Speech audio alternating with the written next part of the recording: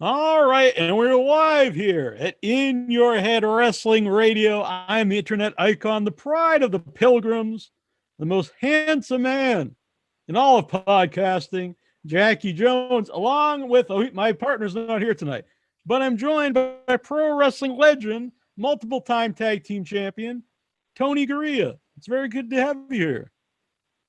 It's good to be here. Excellent. So I was just mentioning, I'm up in Massachusetts, very cold, and I assume where you are, it's very warm. Yeah, it's about 82 degrees down here. Yeah, raining, and I'm in Massachusetts. I'm on Cape Cod. I assume you have some memories of their wrestling for WWF.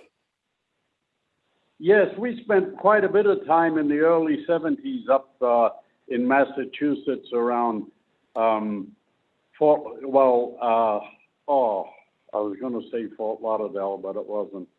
And I've forgotten the name of the town. We used to be there every Friday night. It'll come to me. But we were in Taunton and Fall River and Brockton and Worcester and, of course, Boston. Mm-hmm. Boston was once a month. I think Worcester was every 3 weeks, if I remember rightly.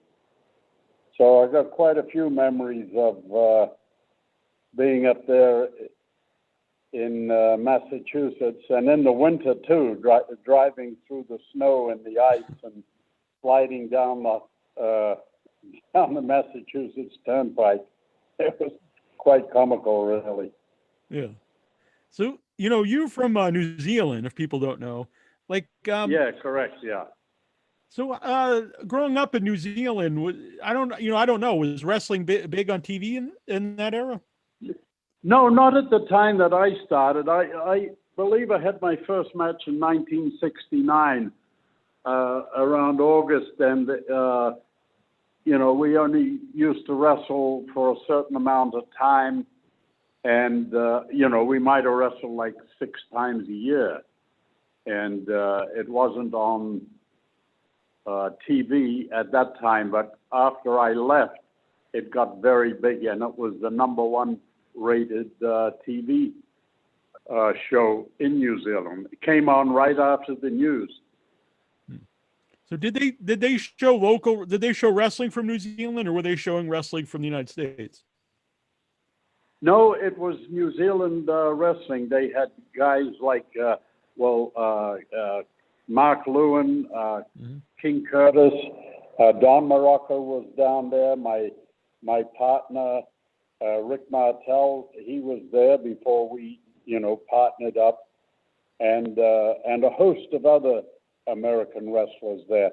But they had wrestling in Australia too, and that was promoted by Jim Barnett for years. Mm-hmm.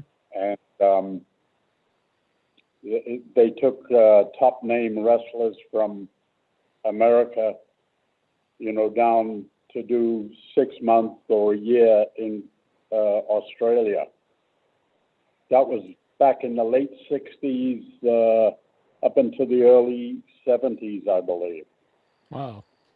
So at that time, was wrestling something hard to break into? Like, if this is something you want to pursue, how did you go about doing it? Well, actually, I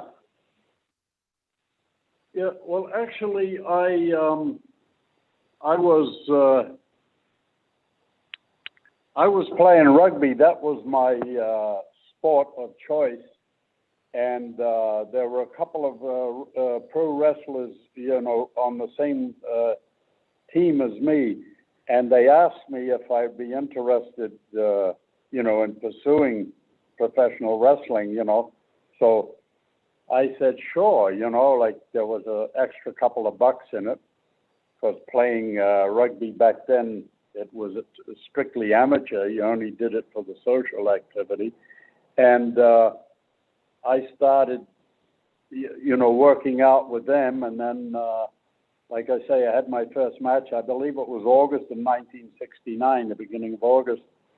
And we wrestled, about half a dozen times a year. And then the following year I wrestled. And then I think in 1971, Jim Barnett in Australia was looking for somebody to come over, and the promoter in New Zealand asked me if I'd be interested. So I said, sure. You know, so I went over for 8 weeks, and then I went back again for 12. And then Jim Barnett asked me if I'd be interested in coming to the States, and I said, sure. So the actual idea was that I come here for a year, and that was in 1972. All right. So it turned out for a little bit longer than a year. Yeah, a little bit, you know. And I had my first match in Orlando, Florida, which is only like 65 miles from where I am right now, on January 20th, 1972. Mm-hmm. So that was the start. Yeah, how different was it, you know, going to the States? I assume you hadn't been there before. You know, a relatively young guy traveling now in wrestling promotions in the United States. Yeah, well, it wasn't so much a shock as you know, it was different than what I expected. You know, we had a way of wrestling back in New Zealand that was similar to here, but we didn't have the psychology that they had over here. And it didn't take me long, you know, to catch on, but I had help with Jack Briscoe, who helped me quite a bit, you know, explaining the psychology of the matches.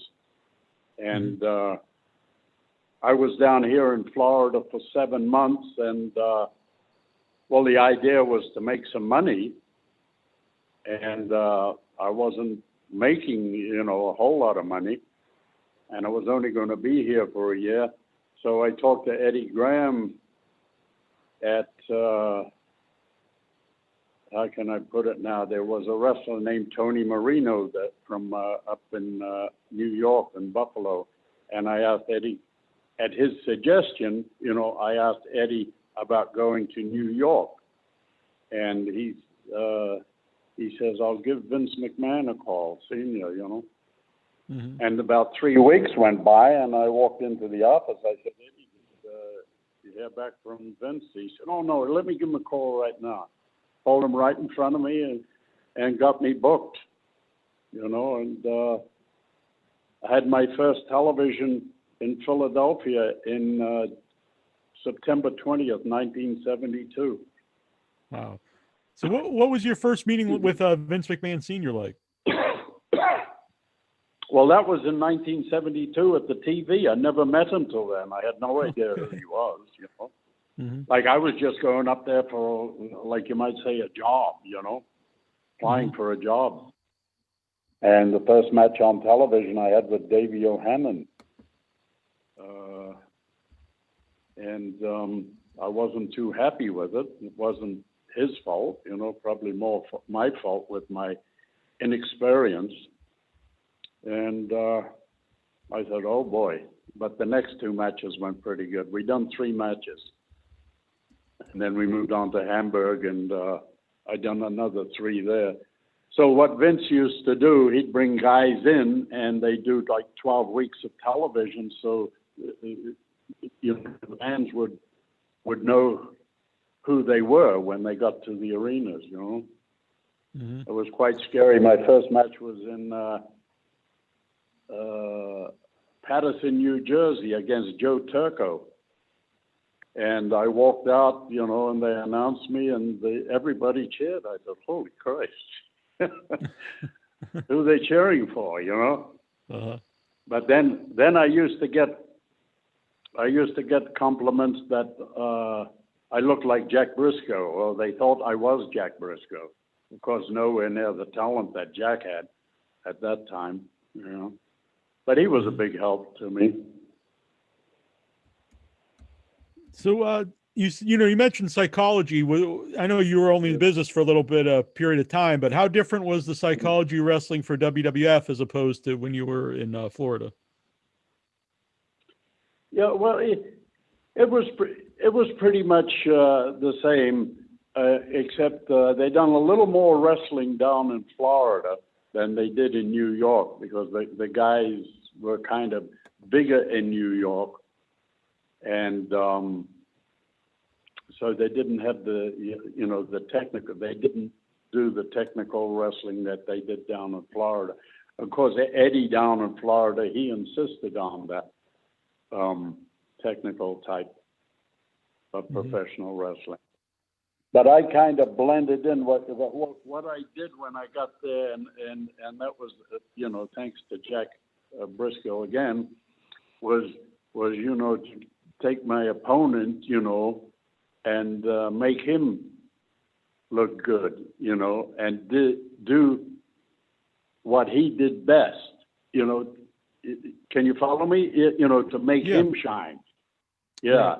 And then this way, instead of,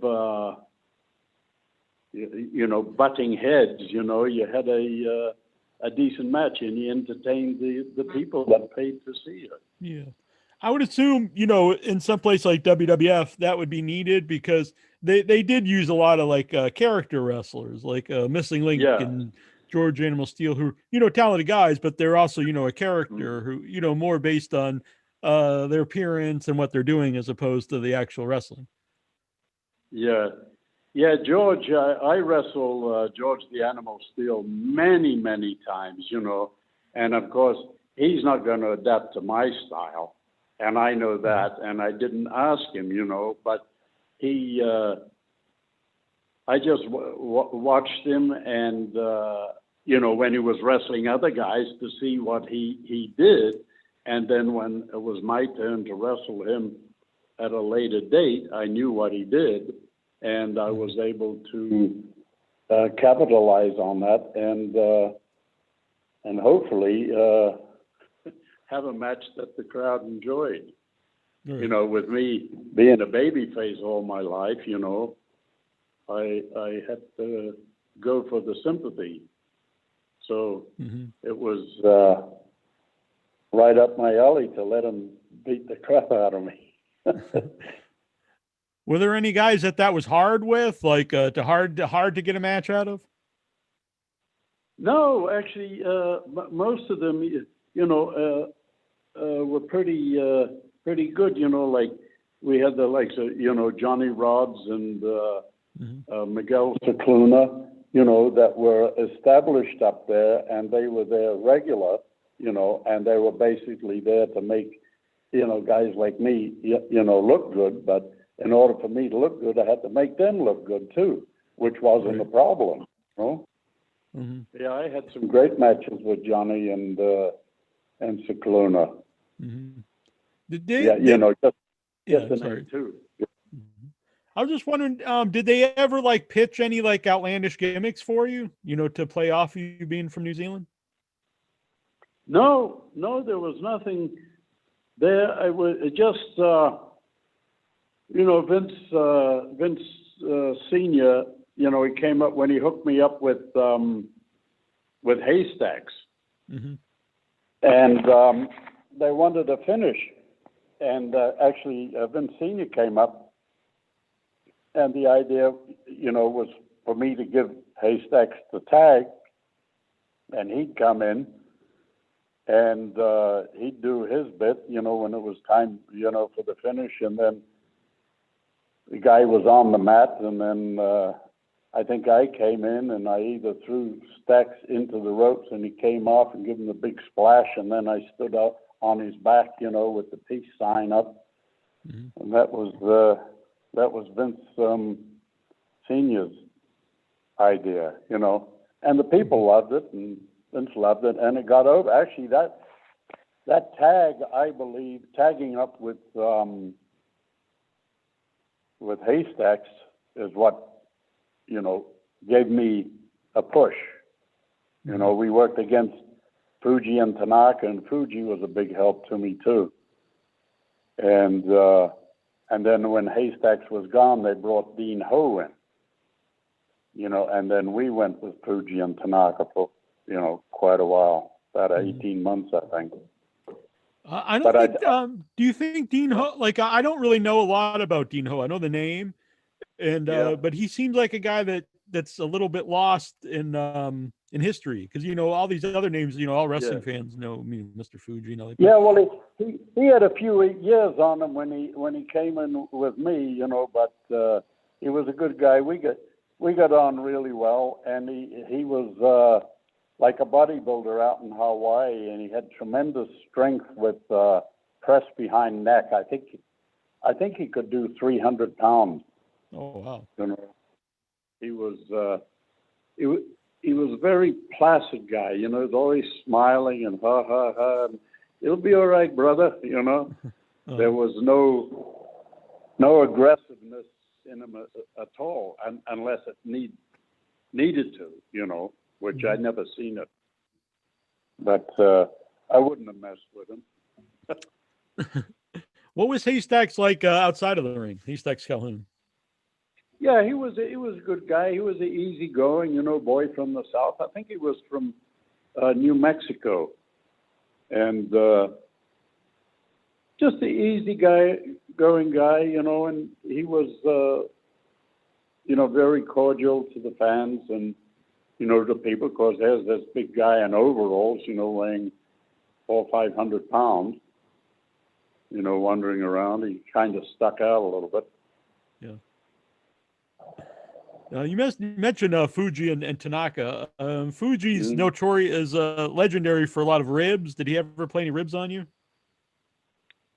No, well, not really bad ones. I mean, we were down in Atlanta, and he was there. He says, Tony, when you come to TV, you got to get dressed up, So I put my three-piece suit on, and actually I was going up to Philadelphia after television in Atlanta.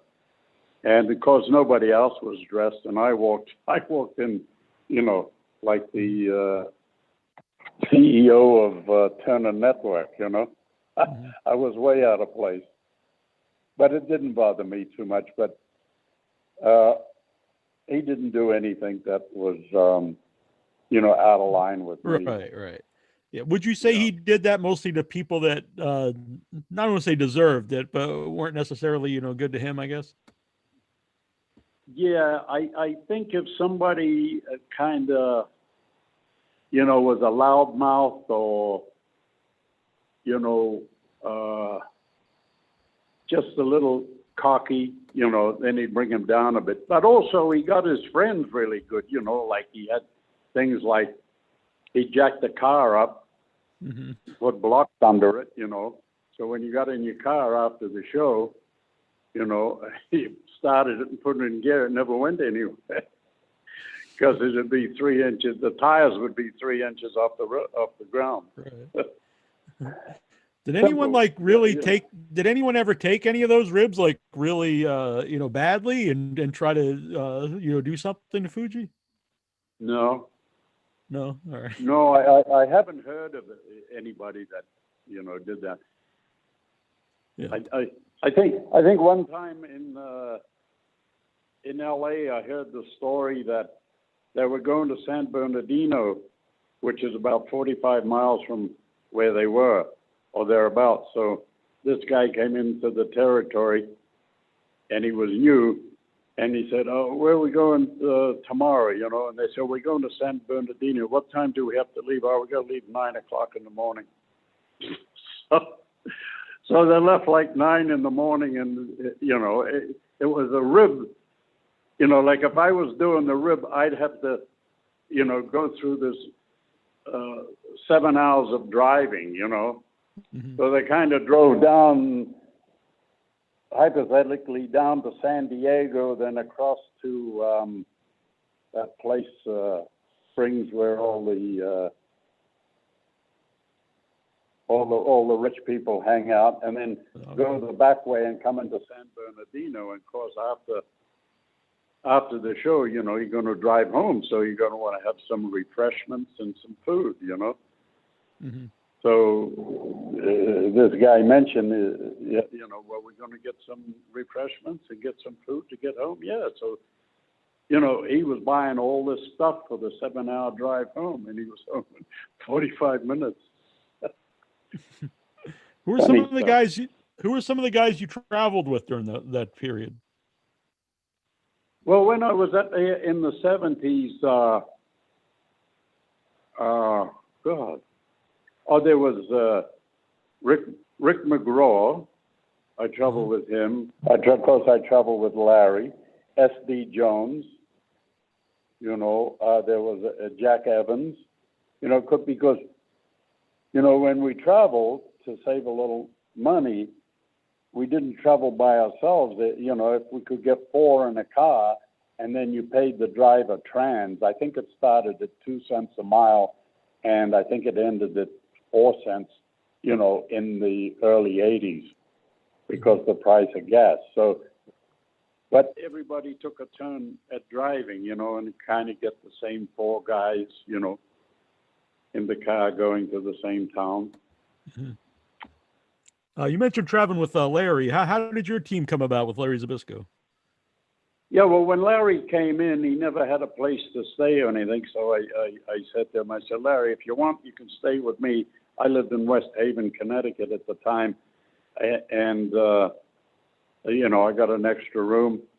And then we can find you a place. So that's what he did, and Larry had just started in the business, Mm-hmm. So, and then we traveled together, and then he needed to get a car, and I found a dealership to get him I think he got a Oldsmobile 88. I think that was his first car. And we traveled, and we worked out together, and yeah, it went well. And I still see him now and again. Yeah, I've had Larry on the show many times over the years. I think he's always a very fun guy to talk with. Yeah. Did he have heat at the time backstage, with people? Because, he has the big build up with Bruno Sammartino, and then, the Shea Stadium match, and then he's out of the WWE, and doesn't come back. Yeah, I don't know. I was away at that time, and then I came back, and then we had a little angle, and we worked around. He was a heel by now, after he worked with Bruno, and I was quite comfortable with it. And I don't know, I never, Larry had his way, and that was it. He didn't harm me in any way. He helped me, if anything. Mm-hmm. But I don't know. Some guys might have had a little bit of problem with him. I don't know. I never heard of anything. But in the business back then, there used to be a little animosity of somebody getting a push, and this guy's not getting a push. But that's life. If you're not happy, move on. Mm-hmm. So at the time, would you wrestle for other territories? You wouldn't be in WWF the entire time? No, I was with the WWF. I came here in Florida in March, and I left in October, I believe. And then I stayed there till, let me see, I think 1975, around July. And then I went to Atlanta, and I was there for about 6 months, and things weren't working out there. And then I went out to San Francisco, and I stayed there for a year. I worked for Roode. Fuji was there. I think Tanaka was there. No, Sato. And that was a good working place. Bush has, he was a promoter, and he watched all the matches, and if he wasn't satisfied with something, he'd let you know. And then I came back in 77, beginning of stay in New York, till I think 79. That I came back to New York, and then finished up wrestling in New York and worked backstage after I always hear a lot about the San Francisco territory, but from understanding, there's not a lot of footage from there because there's like so many, talented people went through it. Yeah, well, that was the place to go. If you went to San Francisco, you could pretty much, get booked anywhere in the country. That was the word there. But Ray Stevens and Pat Patterson were there for years. Chief Peter Maivia, he was there. Rocky Johnson. They had of course, Ray Stevens. Who I consider probably the best heel in the business. He was a natural. Mm-hmm. When I watch like Pat Patterson matches of that era, especially like in the WWF, to me it really it's a really different style. I think he's before his day, because I think that's more the style that became in the 80s and beyond. He did more bumps. He moved, it was just a different style. I haven't seen a lot of Ray Stevens. Was he similar? No, it's kind of no. Ray didn't fly as much as Pat. Ray flew, when he had to. It meant something that their styles were similar, but Ray was back a gear. Mm-hmm. If you can understand what I'm trying to say. And Pat, Pat was ba-boom, ba-boom, ba-boom, ba-boom, and Ray was ba-boom, all right, now I need a bit of a break, But I worked with Ray quite a few times when he came to New York, and I loved it. It was it was easy, and it was believable. He was very believable. And I worked a tag team with him out in San Francisco, too. And I suggested some stuff to him, that I did with Pat. And he kind of shut me down, He said, oh, no, you don't want to do that. And I kind of think, I wonder why, because Pat does it, Mm-hmm. And then it tweaked. It was a learning process for me. Mm-hmm. How about working with Pat Patterson? Teaming with Patterson. What did you think of him? And you've been around him for decades, I guess. In and out of the ring. What's he like as a person? Yeah. Oh, Pat is always up for a joke, or and he likes to have a drink or two after the show. Uh-huh. He was around. He was fun, and even in the ring, I was tag team partners with him out in San Francisco, and it was a pleasure working with him. But Roode had a program that he wanted, he wanted this, and that's what he wanted to see. And as long as you gave that, he was happy. It was spots and false finishes. You had to have more than one false finish in, and of course Pat was there for years, so I'm just looking at Pat and following him, and it was fine. Learning process for me. And Don Muraco was there, and you mentioned he was also in New Zealand. Yeah. Do you think he was a guy that could have been like a top guy, or could have been the top guy in the WWF at one point? Oh, yes, definitely. Don looked the part, and, I wrestled him many times, too. And he could, of course, the big thing, Don could speak, too. Yeah. He's put on the mic, and that seems to be, almost 60% of it today, Yeah. Being able to, wrap all that off. But he was friends with King Curtis, and he learned a lot from Curtis, too. Because over there in New Zealand, I believe he wrestled Curtis, and then when he came here to New York, he was a heel, of course. He was the beach bum. But he was very talented. Yeah.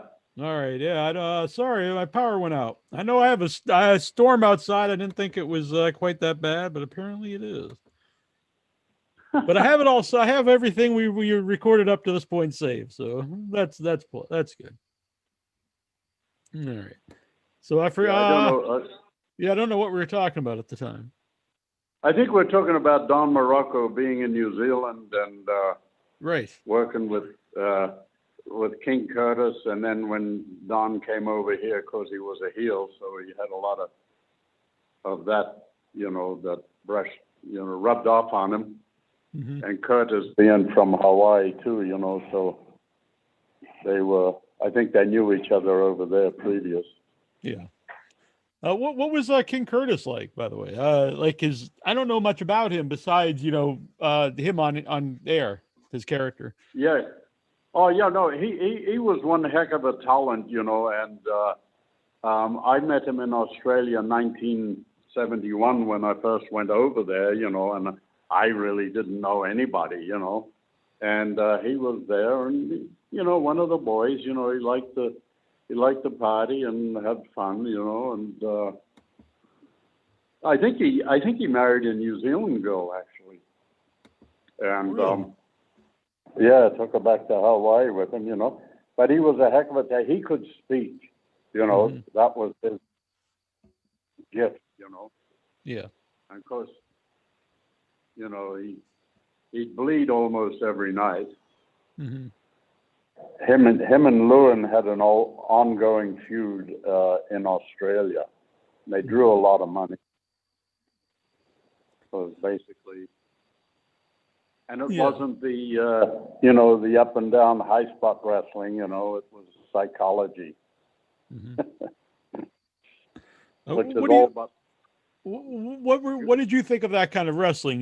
I guess now people would call it hardcore wrestling. The bloody matches. Yeah, no, I wasn't too keen, on the bloody matches. Especially when I was, on tour there, and I'd see it, 3 or 4 times a week. I mean, if it was necessary, but I guess they felt it was. I wasn't into that. I think I only bled about 3 times, Mm-hmm. Did you ever do much with Kevin Sullivan? Because he did a lot with both those guys, in Florida and other places. No. As a matter of fact, Kevin came up. He was from Massachusetts, and he came to a show, and he was wrestling me, and I think he was a babyface, and I was too, and we had quite a match. We didn't meet. That's the first time we met. And it was like, all right, Tony, you're wrestling Kevin. I said, okay. And as a matter of fact, I seen him at Cauliflower Alley a couple of years ago, and he said, "Do you remember the match we had in Massachusetts?" I said, "Yeah." And it must have impressed him, But I thought it was a good match. It was a babyface match, Mm-hmm. straight match. So there were a lot of high spots and false finishes and stuff. Mm-hmm. He remembered it. So, I'm sorry. Yeah. Go ahead. I was just to say, a lot of people in the chat here have mentioned Rick Martel. So, just wondering how that team formed, and in your opinion, what makes a good tag team? Well, I think with partners, working as a team, if you got one partner, wanting to, shine and say, it's all about me, then it's not going anywhere, With me, I think my tag team partners and everything, I just wanted the team, like we had jobs to do. But the thing with Rick, we got to the point we didn't even have to talk, we just look at each other and, okay, this is what we need to do next. And I think that's what made it, and we had a similar style. He was a little bit more, like I say, I don't know if flamboyant's the right word, than me, but then I was 10 years older than him too, so it was time for me to slow down a little. but you know, we really had a good time, and we kind of adopted each other as brothers. You know, he'd lost his brother, who was the same age as me, a few years before I met him. I didn't know that. Yeah, and I think I, you know, might have filled that void for him. And, you know, there was nothing, well, I'm better than you, you're better than me, nothing. No, we just go and we have the match. This is, you know, we'll format it, and then we'll go in and we'll have it. And that was it. And we done quite well. What was like with Rick Martel wrestling the Samoans like? Oh, that was a great. You know, things so out in the open now to what they were, but right. Okay, Rick had just come from Hawaii, and he was working. He was a booker there with Peter Maivia, you know, Rocky's uncle, grandfather. Grandfather, yeah. And Rick was working there as a booker, you know, and you know, things are tough, you know, to get things going there, you know. And anyway, he left, and I'm not sure if it was, you know, I got the feeling. So anyway, we're in Philadelphia, and we're going to wrestle the Samoans for the first time, and Gorilla Monsoon was the agent. He said, okay, you guys, you know, wrestling each other, and so I'm talking with the Samoans, you know, and nobody's saying much. We just, I said, okay, guys. I said, there's two ways of having this match. There's an easy way and a hard way. And I said, I don't know about you guys, but I like to do it easy, you know. So then I said, here's my suggestion, you know. So I gave it to them, you know, and they said, yeah, brother, yeah, that's all right. So Rick and I didn't know what we were coming. You know, these guys were monsters, you know. But they went for the, you know, scenario I gave them, and we had a, you know, a hell of a match. I thought, actually, they came in and they said, brother, we didn't know it could be that easy, you know, so it worked out pretty good. And, you know, the Samoan, people talk about the Samoans, you know, and I see them and we hug each other when I see them, you know, 2 or 3 times a year. Oh, and I lost power again briefly, but apparently we reconnected. Okay, so we're here. Oh yeah. So you know, we're talking about the Samoans. I don't know how much you got of me there, but you know, we had a match and it was good, and the people responded well. But you hear about the Samoans, you know. They worked hard, and we worked hard, and we got them over to their position, and they got us over, you know, to our position. And that was just with nobody being greedy or, you know, thinking that they were, you know, important. When you started you mentioned that, you know, wrestling, things are a lot more open today than like they would have been, you know, back then. Yeah. Was that hard for you to deal with as a professional wrestler when wrestling became more open as to what it is, and you know, fans started to know more about it?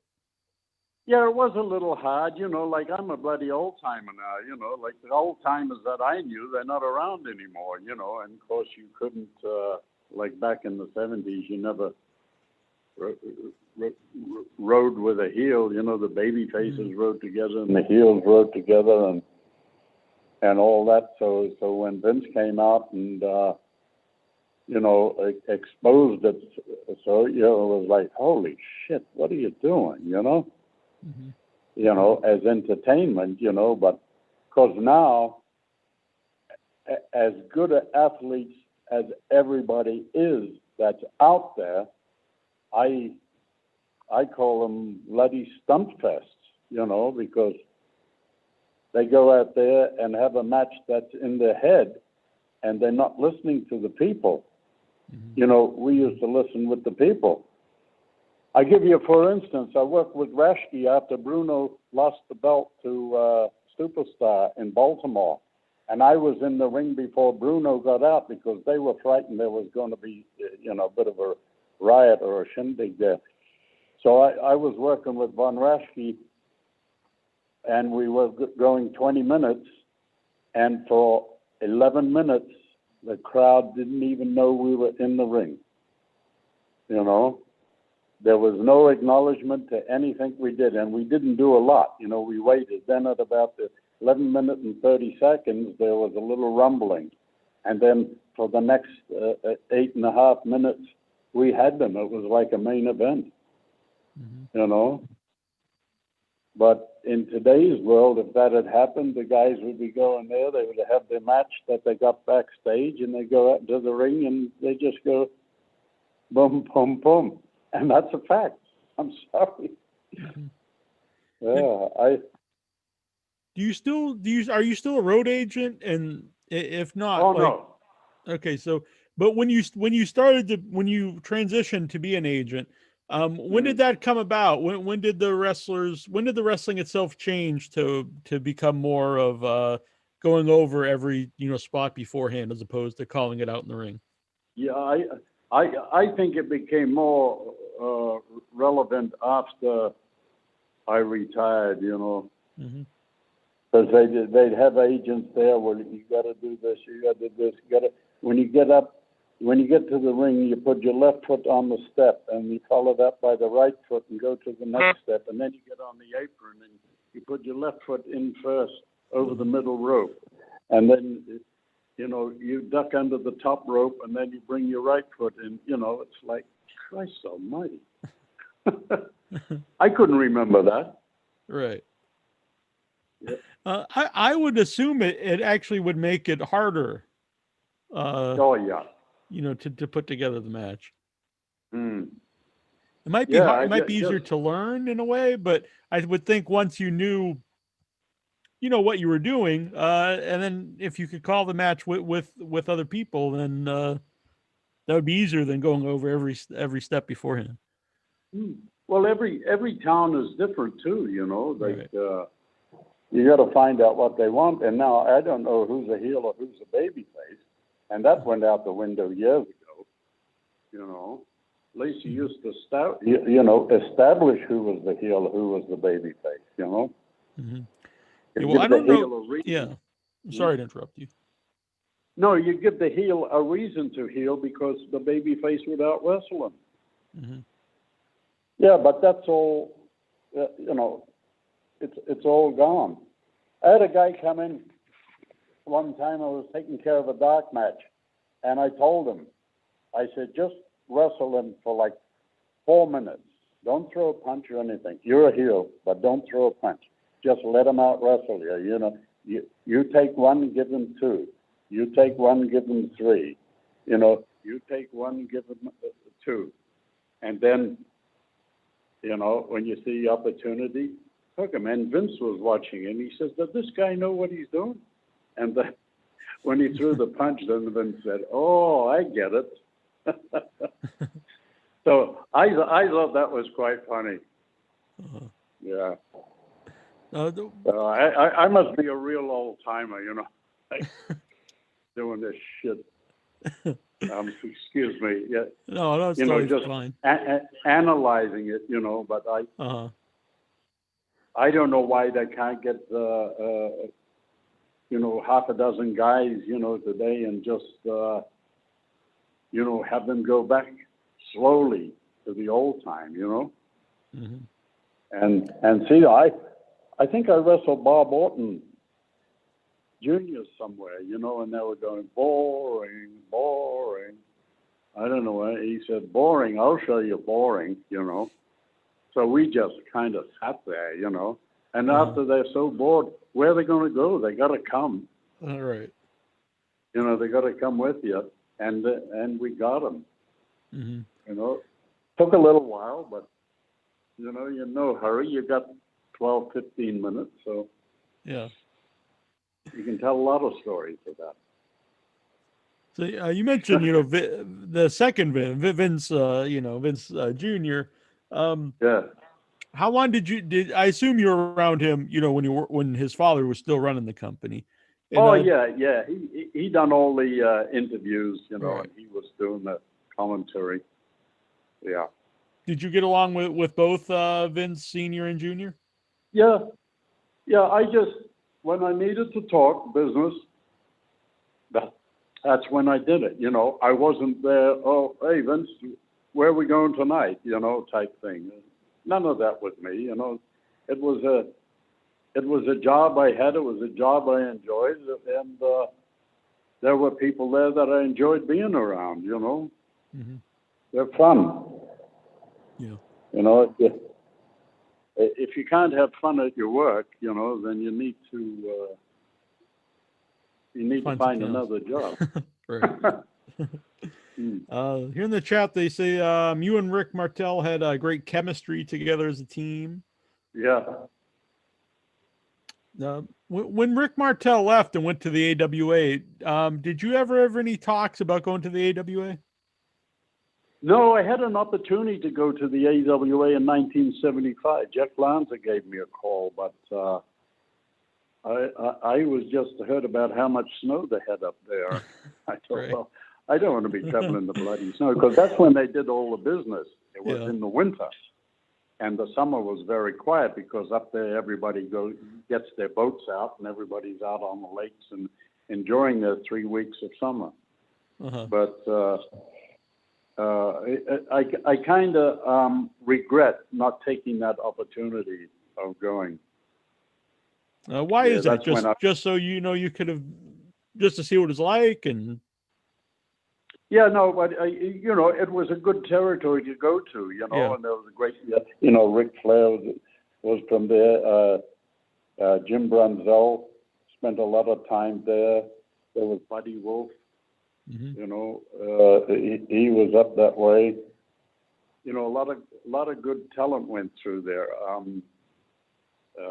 Mad Dog Vachon. Yeah, Matt. Yeah. Yeah. So. I don't know, for whatever reason, I just think that's one place I should have gone and spent a year. Mm-hmm. But who knows? It might have thrown my timing off, and I might not have ended up the way I ended up, as an agent, mm-hmm. which is a pretty good retirement for somebody that, had wrestled. Mm-hmm. Because if it wasn't there, I would have gone back to New Zealand. Right. So, how does that come about? Is that something you suggest, or is that something the company suggests? What we think you'd be good at this position. Yeah, actually, Strongbow suggested. Chief Jay Strongbow, he was an agent, and he suggested. So why not Tony? He's he doesn't mess around, and pretty straightforward guy, and so I went on the road with him for a few weeks, and then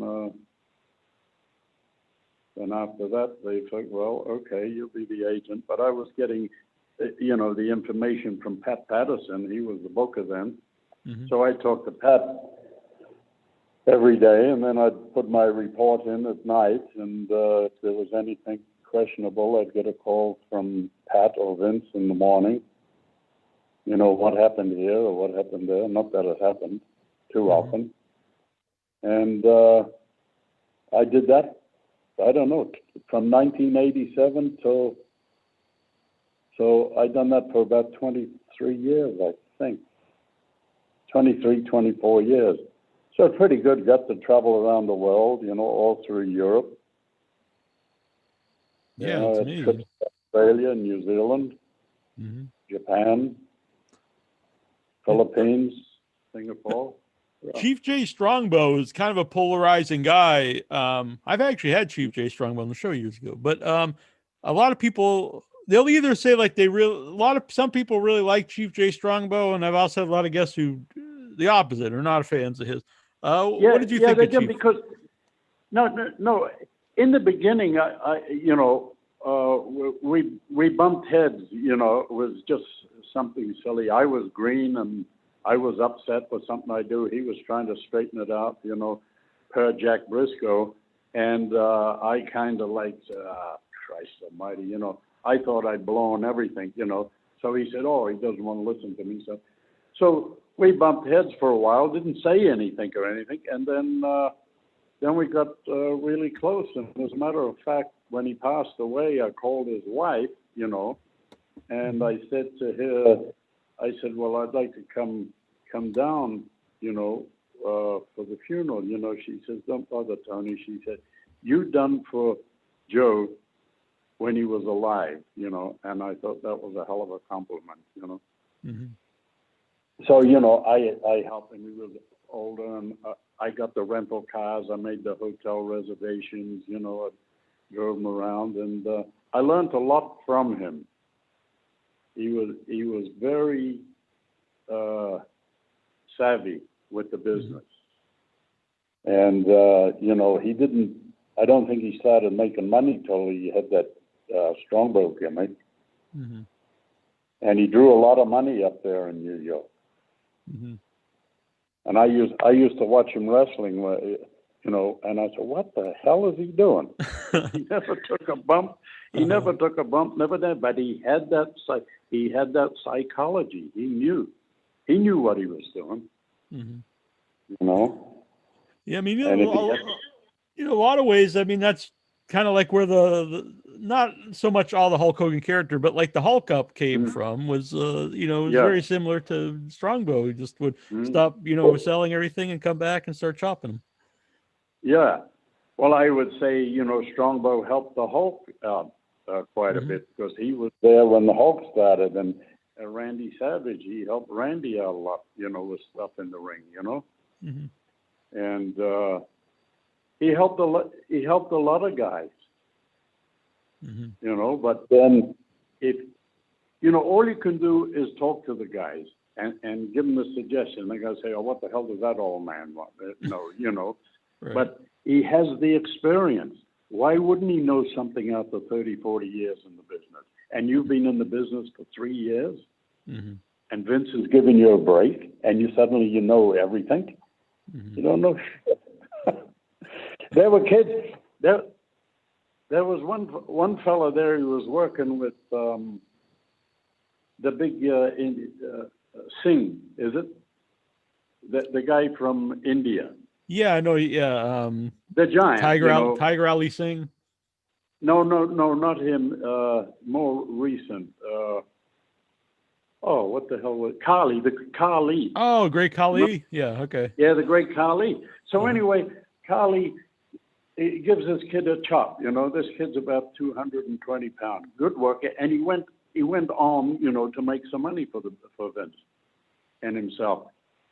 And then he took the chop and he went out, and within 5 seconds, he's up and he's on the direct opposite side of the ring from when he went out. So when he came back, I said, "What the hell are you doing?" I said, "You just took a chop from the giant." I says, "And you were able to get up and walk halfway around the ring." I said, "How do you figure that?" He said, "Well, what should I do?" I said, "Well, you took the chop, you took the bump out, lay on the ground. Just lay there. Listen to the count. When it gets up around 7, you start getting up, 8, you know, crawl under the bottom rope and then let yourself out again, which restarts the count." Mm-hmm. So he said, "Really?" I said, "Yeah." So he did it, and I, you know, the reaction from the crowd, you know, was as I expected. And then when he came back, he was running around looking for me, you know, and I knew where he was, but he couldn't find me. And then he came and said to me, "Tony, did you see that? Did you see it?" I see what? When he chopped me. I said, "Yeah, I seen it." I said, "Did it work?" He said, "Oh, great." But, you know, not his fault. He didn't know. Mm-hmm. And that goes back to Gorilla Monsoon when I asked him, I said, "What do you want me to do out there?" He says, "Do what you think you have to do, and if it's wrong, we'll tell you." That's good advice, actually. Yeah. Yeah. Seems simple, but yeah. What was it like when you know, so Vince Jr. takes over? Then when WrestleMania starts, and it's just like a whole new, everything starts to blow up with pay-per-view, and you have celebrities. I guess you had celebrities before that too, but what was that whole era like when just the WrestleMania starts to become a thing? Yeah, well, like I was just working and just taking it one day at a time, Right. but I didn't get overwhelmed with anything. I think the first WrestleMania, I wasn't there. No, the first WrestleMania was Madison Square Garden, and they had closed circuit TV. Right. So they sent me up to Springfield, Massachusetts, to be on board to represent the WWF there. Mm-hmm. And then when that was over, then I went back down to New York, and we had a function at the Rainbow Room, and a few of the celebs were there. But after that, it was like, okay, so this is kind of the norm, Mm-hmm. and met quite a few of them, but they were there, doing their thing. So just shake their hands, pleased to meet you, and just move on. And then who was that? Cindy Lauper. Right. Yeah, that was a big thing with her and Lou. Wendy Richter, and Lou Albano. Mm. I assume Lou Albano was quite a character. Oh, yeah. And I got on well with Lou. Mm-hmm. Because if he didn't like you, boy, he would make your life a misery, But I got on really, really well. He liked me for some reason. Uh-huh. I don't know why I didn't ask. But I never had a problem with Lou. Uh-huh. Mm. Do you have any good Andre the Giant stories?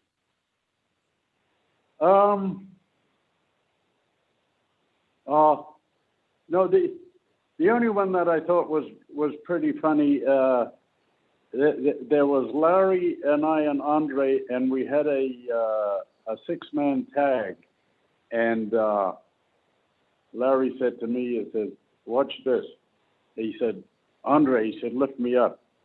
So Andre grabbed Larry and lifted him up, and as he was lifting up, Larry took a bump, off, and Andre thought, "Oh God, I dropped him," and Larry went down and started laughing, and of course Andre looked like his eyes opened up and he dropped down, and he started laughing too. Uh-huh. That was, quite funny. But Andre, he traveled with me a lot in the early 70s. I met him in New Zealand in 71, and I told him, I said, I'm going over to the States in March, so maybe I'll see you there. And I think in 73, that's when Vince signed him up and walked in Philadelphia television, and Andre was there, and he came right up. He remembered me, you know. And then I said, "Well, who are you riding with?" He said, "Well, I don't know, boss." And he had his manager with him, Frank Valois. I said, "Well, ride with me." A lot of guys didn't want to take him because of his size, and I had a 72 LTD, so it was pretty big. So we rode together quite a bit, the three of us. Yeah. He used to like to sing. Oh, really? What would he sing? Oh, he'd sing some French song that I didn't understand, Right. And then I'd start singing, with a French accent or bogus French language, and he laughed like hell. Yeah, but we had some good times, and we consumed a bit of alcohol together too. I guess it would be hard. I'm not saying you can't, you can't drink a lot of alcohol, but I assume it would be hard to keep up with Andre. Oh, I didn't even try. I mean, I remember taking off one time, and I think he was doing 3 cans to my 1. But one time in Buffalo, he was trying to get me drunk. He said, "Boss," I said, "What is it, Andre? You ever drink Labatt?" It was a Canadian beer, Labatt 50. I said, "No, I haven't." He said, "Try it," and it was strong, evidently, but I liked it. Uh-huh. So I drank one. I drank another one. I don't know. Maybe I had 6 or 7, and Andre was looking at Frank and looking at me, and I was doing okay. You know, it was just a regular night out, having a few drinks.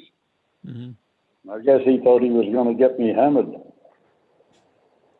That's pretty great. Do you have any memories of doing the Piper Pit segments? The only one, I think I only did one, and it's kind of ad-libbed. And Roddy came on and said, so you've been 5-time tag team champion. I said, that's right, Roddy. He said, that means you've lost the title 5 times. Mm-hmm. I said, yeah, that's right. There's a good chance, you know, if you win it, you're going to lose it. He said, oh, so you lost the thing 5 times. And I said, that's right. And he went on and on and on. And then at the end, I just said, Mr. Piper, let me ask you something, or something along this line. I said, how many times did you win the tag team title? You know, and I walked off, you know, and the people applauded, you know.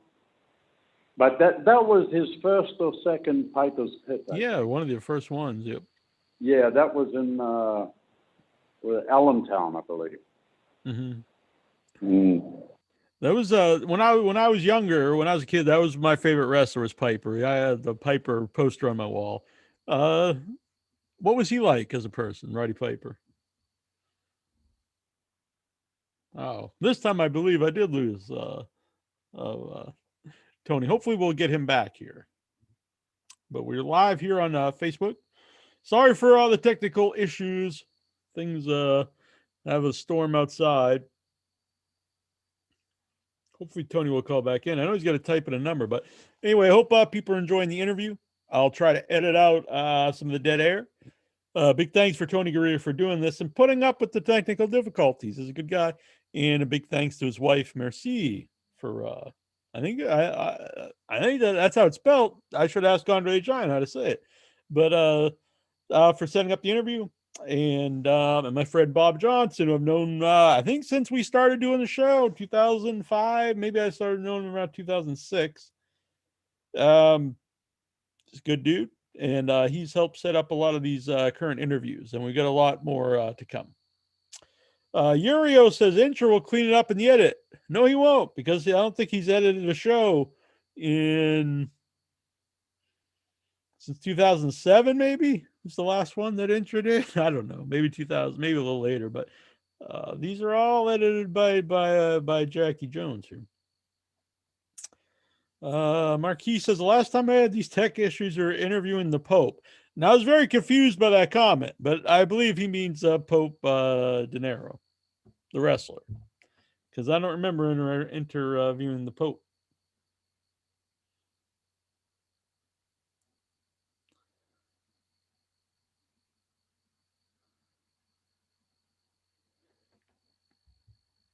Let's see. Oh, here we go. All right. I believe Tony is back with me. Yeah, I'm back. All right, thank you. What happened. Yeah, I don't know either. But sorry. So I apologize for the technical problems, but also thank you for putting up and being a good sport about everything. That's all right. Yeah. Good man. I appreciate it. So we just went over Piper. He was my favorite he's probably my first favorite wrestler when I was a kid was Piper. I had the Pipe. He was the only wrestler I had a poster over my wall. What was Piper like as outside of the ring?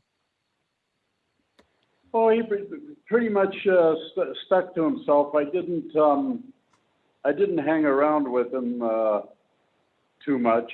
You know, he was on a different level than me. He was on a different train than I was. You know, I think Rick and Roddy were pretty close.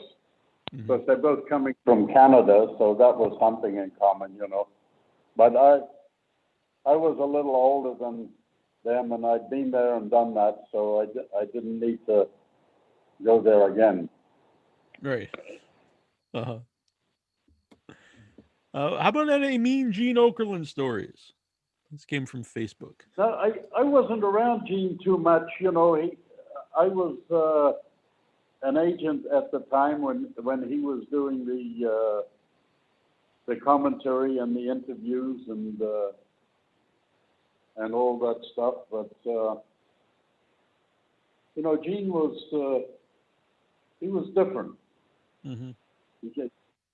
He done well, you know. I last seen him at the Cauliflower Alley, Bob, I think 2 or 3 years ago. Mm-hmm. I think his health was failing him then. Yeah. But he was a good old guy. Mm-hmm. Can't say a bad word against Gene. Yeah, a huge fan of Mean Gene Okerlund. I mean, the best backstage interviewer of all time, Mean Gene. Yeah. Yeah, he was quick too, you know. He could throw in those little one-liners. Mm-hmm.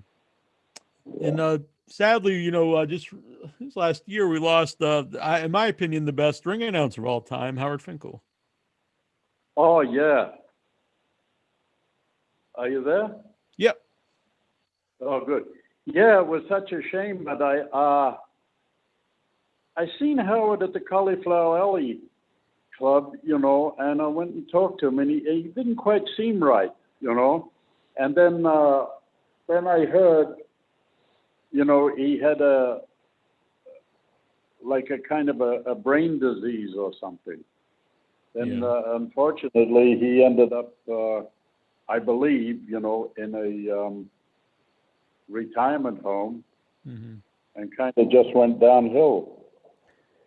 Yeah, because I saw him at the because they would do an annual New England Pro Wrestling Hall of Fame here in near me in Rhode Island, and and then just it was just a couple years ago he was going to be there, and he was going to because he would be the master of ceremony sometimes, and it was right around that time he just went downhill, like you said, very quickly, and it was about a year later or so he passed away.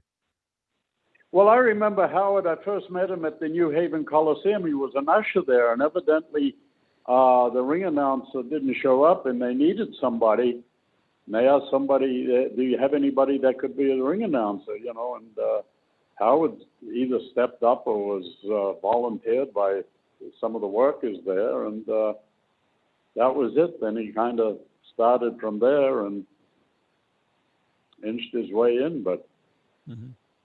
He done a great job at ring announcing. Oh yeah, legendary voice. Yeah.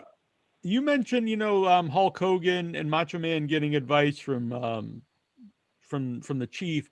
Who are some of the guys that you think you helped the most? Who would come to you for advice when you were a road agent? Oh, I think I know Dolph Ziggler. Well, he came to me in Cleveland and asked about wrestling, and he was a wrestler in college, you know. So I told him, well, here, I says, I'm going to give you the address or the telephone number in Louisville, Kentucky, because that's where our training was. I says, and that's all I'm giving you. and then you know, he done pretty well, and then he got in that skit with the 4 other guys. They were the cheerleaders. I can't think of the name now. The cheerleaders, I think. Yeah. Spirit Squad. And then then everybody else kind of parted and fell apart, and he stuck in there, and then he became Dolph, and he done a hell of a job, mm-hmm. you know. And then Randy Savage also, not Randy Savage, Randy Orton. And, you know, I knew his grandfather, and his father, Bob, and we started together virtually in Florida. So, you know, I let Randy do his thing, and then I come out and I'd talk to him, or, you know, he'd ask me. And I said, well, ask your father, you know, and then I see him next time, and I said, you talk to your father about that? He said the same thing as you said, you know. So he knew I wasn't pulling his leg. Mm-hmm. But he done very well. it's really, you know, those are two guys that come to mind. But everybody that was out there, like there was one guy out there, and I told him, I said, you know, when he's got that top wrist lock on you, you know, and you just get out of it, I said, you need to stay in it, you know, and make a program out of getting out of that hold. And I can't remember exactly how it went. He says, I don't think that'll work. And I said, well, would you give it a try? He said, but I don't feel comfortable. I said, I tell you what, tomorrow night, if you're working with this guy, you know, just try it. And if it doesn't work, just forget I said anything. Mm-hmm. So I'm watching the match, and then he does what I tell him to do, and it worked. Because I knew it was going to work. And then he comes back, and he's looking for me, and like, I'm not hiding from him, but I know where he is, but he doesn't know where I am. And then when I finally let him find me, you know, he said, did you see it? I said, see what? What we talked about, what you told me to do. I said, yeah, and how was it? He said, it worked. I said, I told you it would. But these guys, you know, they didn't understand it. You know, it's so simple. Mm-hmm. So simple. Let's see. I'm going to get some questions here from Facebook. Shaheen wants to know, as an old school tattoo guy, what are your thoughts on the evolution of tattoos in wrestling? It's funny because I heard a rumor. I never got it from from the horse's mouth or anything, but they were considering me as a champion mm-hmm. at one time, and they said because I had tattoos, you know, it wouldn't be good. Yeah. So that is very. So there you go. You know, but to see guys come in, you know, like the Undertaker came in, he was completely clean, I believe, and mm-hmm. and now he's got 2 sleeves. You know, Randy Orton, he's got 2 sleeves. You know, even The Rock, you know, he's got the Polynesian tattoos on him, Samoan tribal tattoos. Mm-hmm. It's the whole thing, and you go around the world though. You know, like even when I go to there's so many girls. Even today I was somewhere. I was at a grocery store down here, and here was a girl all tattooed, you know, her back, her arm, everything. Yeah. It's just something that's out there. Yeah, it's just I think because I don't have any tattoos, I think sometimes I stand out more not having a tattoo than if you would have a tattoo today. Yeah, I don't even think of mine, and mine right. Mine are like 58 years old now, I guess. I remember when I met Dangerous Danny Davis at the New England thing, and he had, you know, old tattoos on his arm, and he said that's why he always wore the long sleeves when he reffed, and also when he became a manager for the same they didn't think it would be believable or whatever if the referee had tattoos, which it's just it's a totally different culture today, not just in wrestling, but like you said, everywhere. Yeah, and it's I don't know. Well, that's what they want to do. Yeah, even like places where it used to be like taboo to have, because like Cody Rhodes has the big neck tattoo now, and I even see people, like I said, working at the supermarket with tattoos on their hands and every once in a while on their head, which I don't know about that one. No, well, Mike Tyson's got that one on his head. right. That's a Polynesian tattoo. Actually, in New Zealand, bumped into a couple of. And unfortunately lost Tony, and I'm sorry about this. This one might have been my end this time. I'm going to wrap it up next time we get Tony on here. When you get him back, we'll wrap up the show. But I appreciate Tony Garea for being a good guy, telling a lot of cool stories, and putting up with my technical problems. I know it's actually not my fault. It's the weather, but still, he's a good guy. I probably would have gave up. I'd be like, what the hell with this guy? This Jackie Jones, he wants me to do the show, and he just keeps cutting out. But I can't help it. I'm sorry. But I think it just went briefly. All right, here we have him back. All right. I'm going to get to the rest of these questions, Tony, and then we'll wrap it up. I'm sorry. There's so much problems here, but Not I appreciate a problem. you. I appreciate you doing this. That's fine. Alan wants to know, what are your thoughts on Pedro Morales, and why don't you think he was a bigger star out of WWF than he was in WWF? Oh, that's a good question. I was with Pedro in California for almost a year, and we used to work out every day together, sometimes 3 to 8 hours. But I noticed his style out in California was like more aggressive and more technical than it was in New York. So that's probably the only reason that, or the only way I can answer that question. Mm-hmm. He seemed to wrestle a little more when he was out in New York than he did in New York. You know, he slowed down. He was in second gear in New York and third gear when he was out. Mm-hmm. Do you think also it could also been just the area? Could you think anything about like a lot of Puerto Rican fans in New York could have been a part of the reason too? Yeah, it could have made it a little bit easier for him. You know, he did. You know, maybe I'm just assuming. You know, that maybe because they were behind him, he didn't have to do as much. You know. Mm-hmm. Dobbs wants to know, what are your thoughts on wrestlers for the most part being smaller today? No, I don't really have any thoughts on that. You know, they have the athletic ability. They work out. Mm-hmm. You know, that was the main thing with me. You know, to get in the gym and work out, and not only just lift weights. You know, do the the Hindu squats and the push-ups, and like Bob Backlund does the Harvard step test. You know, I've been through all that. You know. Mm-hmm. And it's, whether you're 300 pound or 200 pound, as long as you look the part and, you do the business, do good by the business, I don't have a problem. Mm-hmm. I agree with that.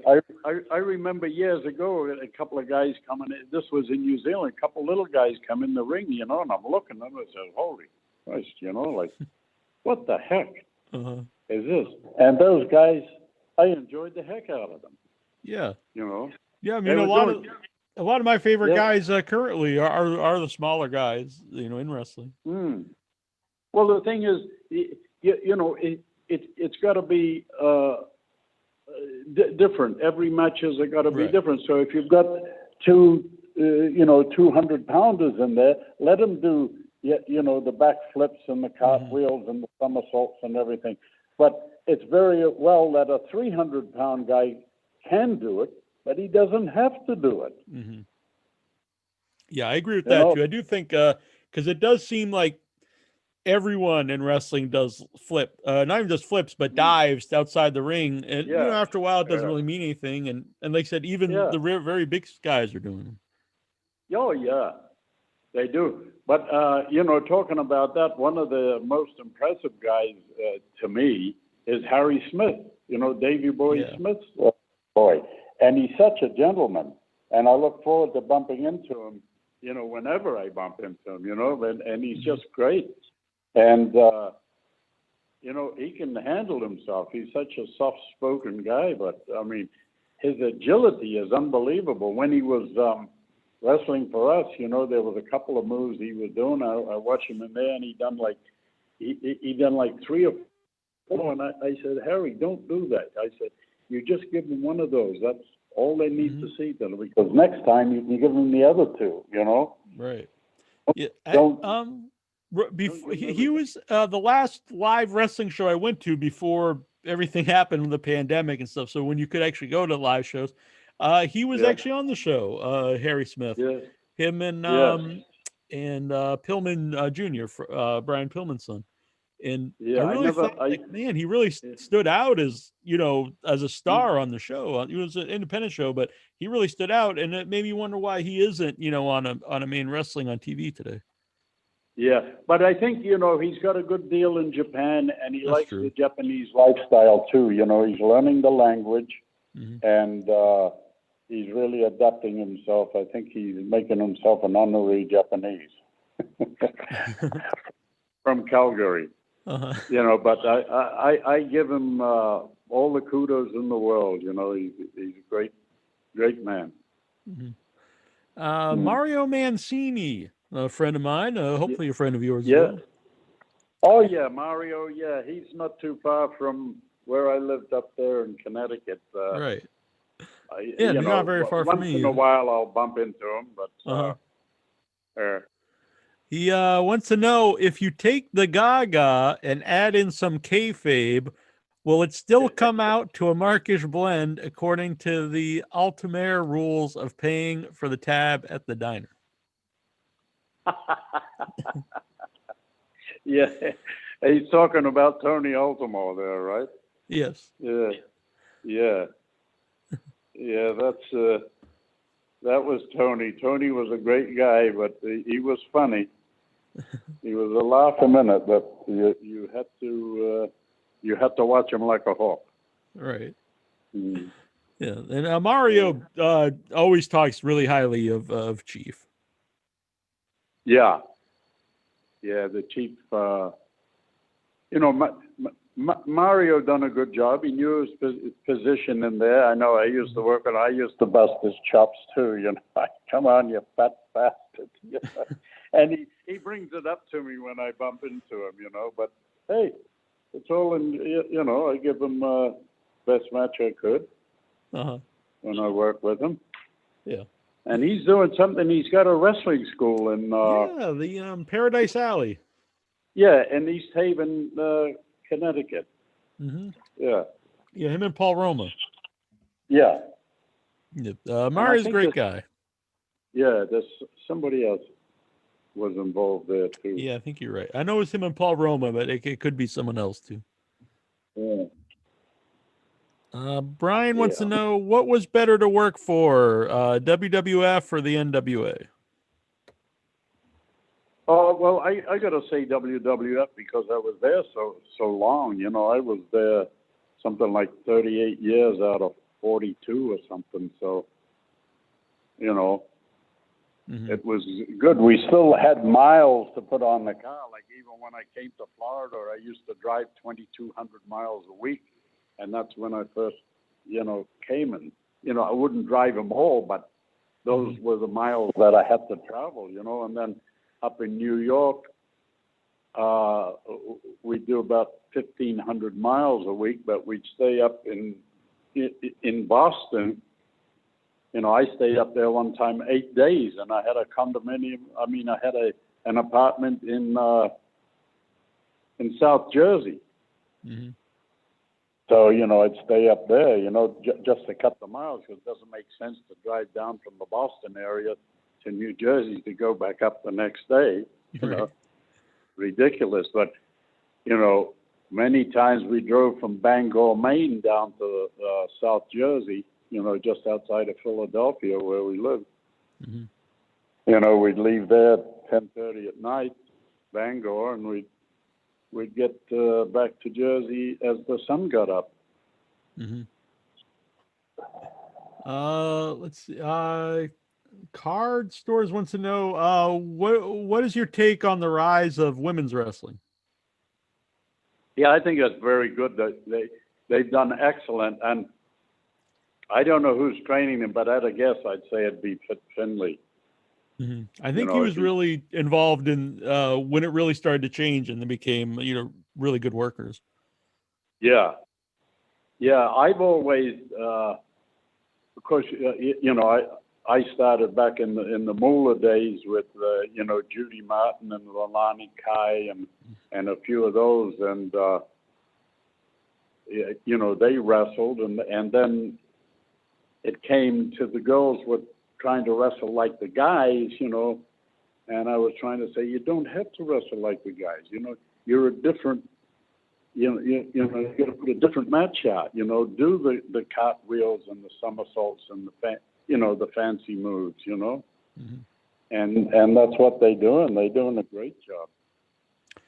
Yeah, I agree. I mean, my opinion, it's the best era for the as far as women's wrestling goes. Like Charlotte Flair, I honestly think is one of the best wrestlers around, all around character and everything. Men or women, she's really good.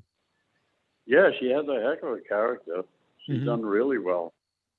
Yeah, and tons of charisma and Yeah, and she can do the moves too, and take the bumps. Yep. Scares me. If I'm sitting on the couch watching her, take a bump, I can't get up off the couch for 30 minutes. Along those lines, how are you doing physically? Oh, great.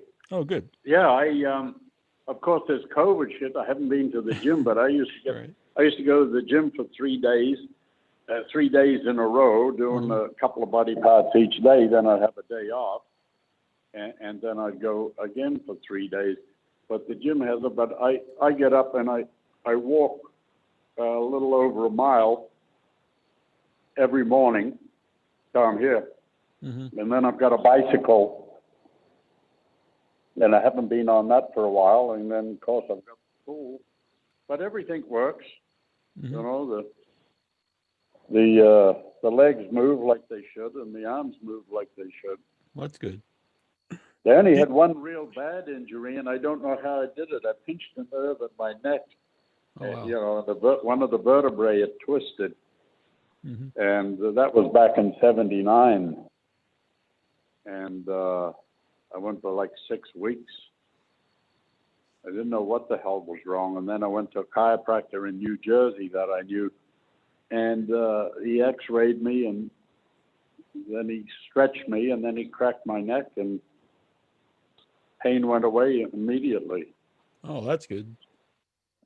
Yeah, but I wish I had known what it was earlier, Right, yeah. Because I had no idea. I'm walking around like in La La Land, But, that's healed at about 98%, I would think. Oh, wow. Like I say, when I go to the gym, I'm not pushing any heavy weights. I'm just going through the motions. But I don't need heavy. If I look like I can bench press 100 pounds, then you got to assume I can. Great. Yeah, I walk every day myself. You wouldn't have anyone notice, but 2 years ago I was and my heaviest was 365, and I'm down to 180 something pounds now. I've lost Get out of here. Yeah. And it was all from I changed my diet and I started walking every day. Originally they wanted me to get weight loss surgery, and I looked into it and it wasn't something I wanted to do. And so I tried. I just really changed my lifestyle, and I stopped drinking as well, and things are reversed everything. I had high blood pressure and all these things, and reversed all of that. So feeling good. The guys kind of used to not laugh at me that, oh, you're Tony and his garlic, So I had garlic and cayenne pepper. This is all on my diet. Garlic, cayenne pepper, ginger, lemon juice. I make a concoction of lemon and garlic. I take the whole lemon, chop it up, 4 of them, and 24 cloves of garlic, and I crush them, marinate them in water for like 18 hours, blend it, throw it in a pot, bring it to a boil, right? Let it cool, strain it, and then I drink 6 ounces of the concoction after my main meal at night, and that will, not that I've had high blood pressure, but that'll clean you out and lower if you have high blood pressure. Interesting, because I do eat when I started to, because a lot of it I just researched myself, and I do because of those things, I do eat a lot of lemon and garlic and cayenne pepper, and turmeric is also supposed to be good. Yeah, and if somebody's having a heart attack, get cayenne pepper into them. This come from Kowalski, and if somebody's had a heart attack, they should be taking cayenne pepper every day. It'll when I started, it's like I said, I use it in a lot of my in my meals because it's supposed to have a lot of benefits to you, health benefits. Yeah, well, it increases your circulation, and it's a natural anti-inflammatory, I'm told, you know, so all that stuff. Mm-hmm. And lots of vegetables. Yeah, I eat a lot of vegetables now as well. And mostly, especially living on Cape Cod, it's easy for me. A lot of seafood and fish as far as meat. Mm-hmm. Yeah, I love have a nice piece.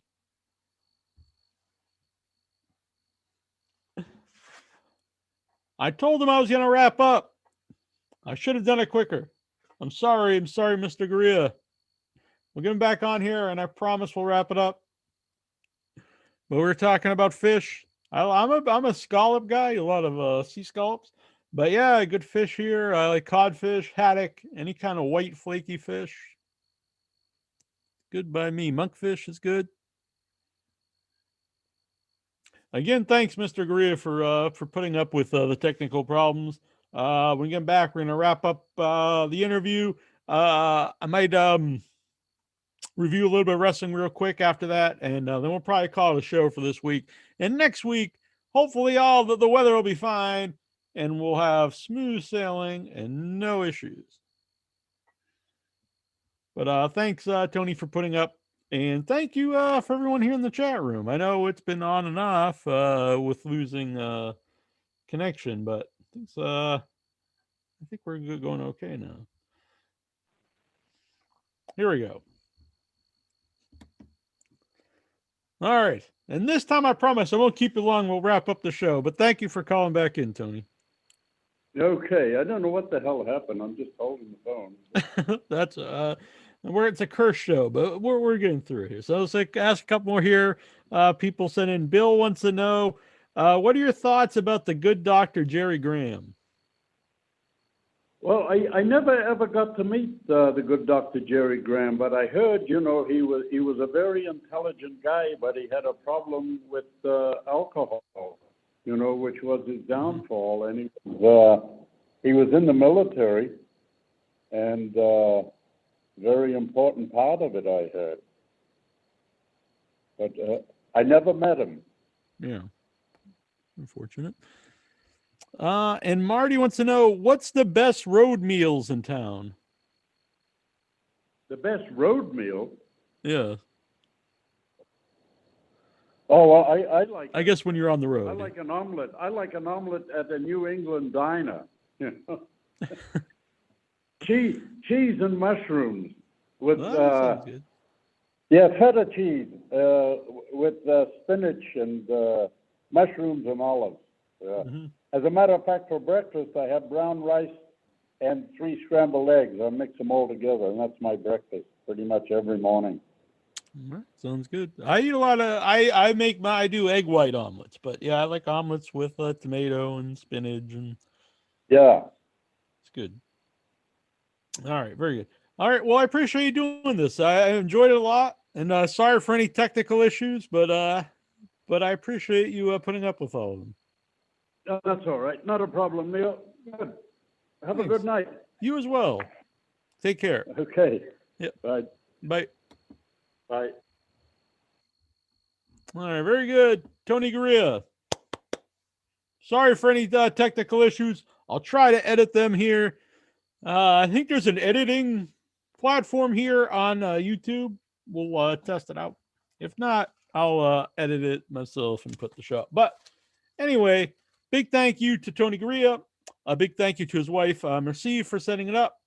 And also Bob for helping.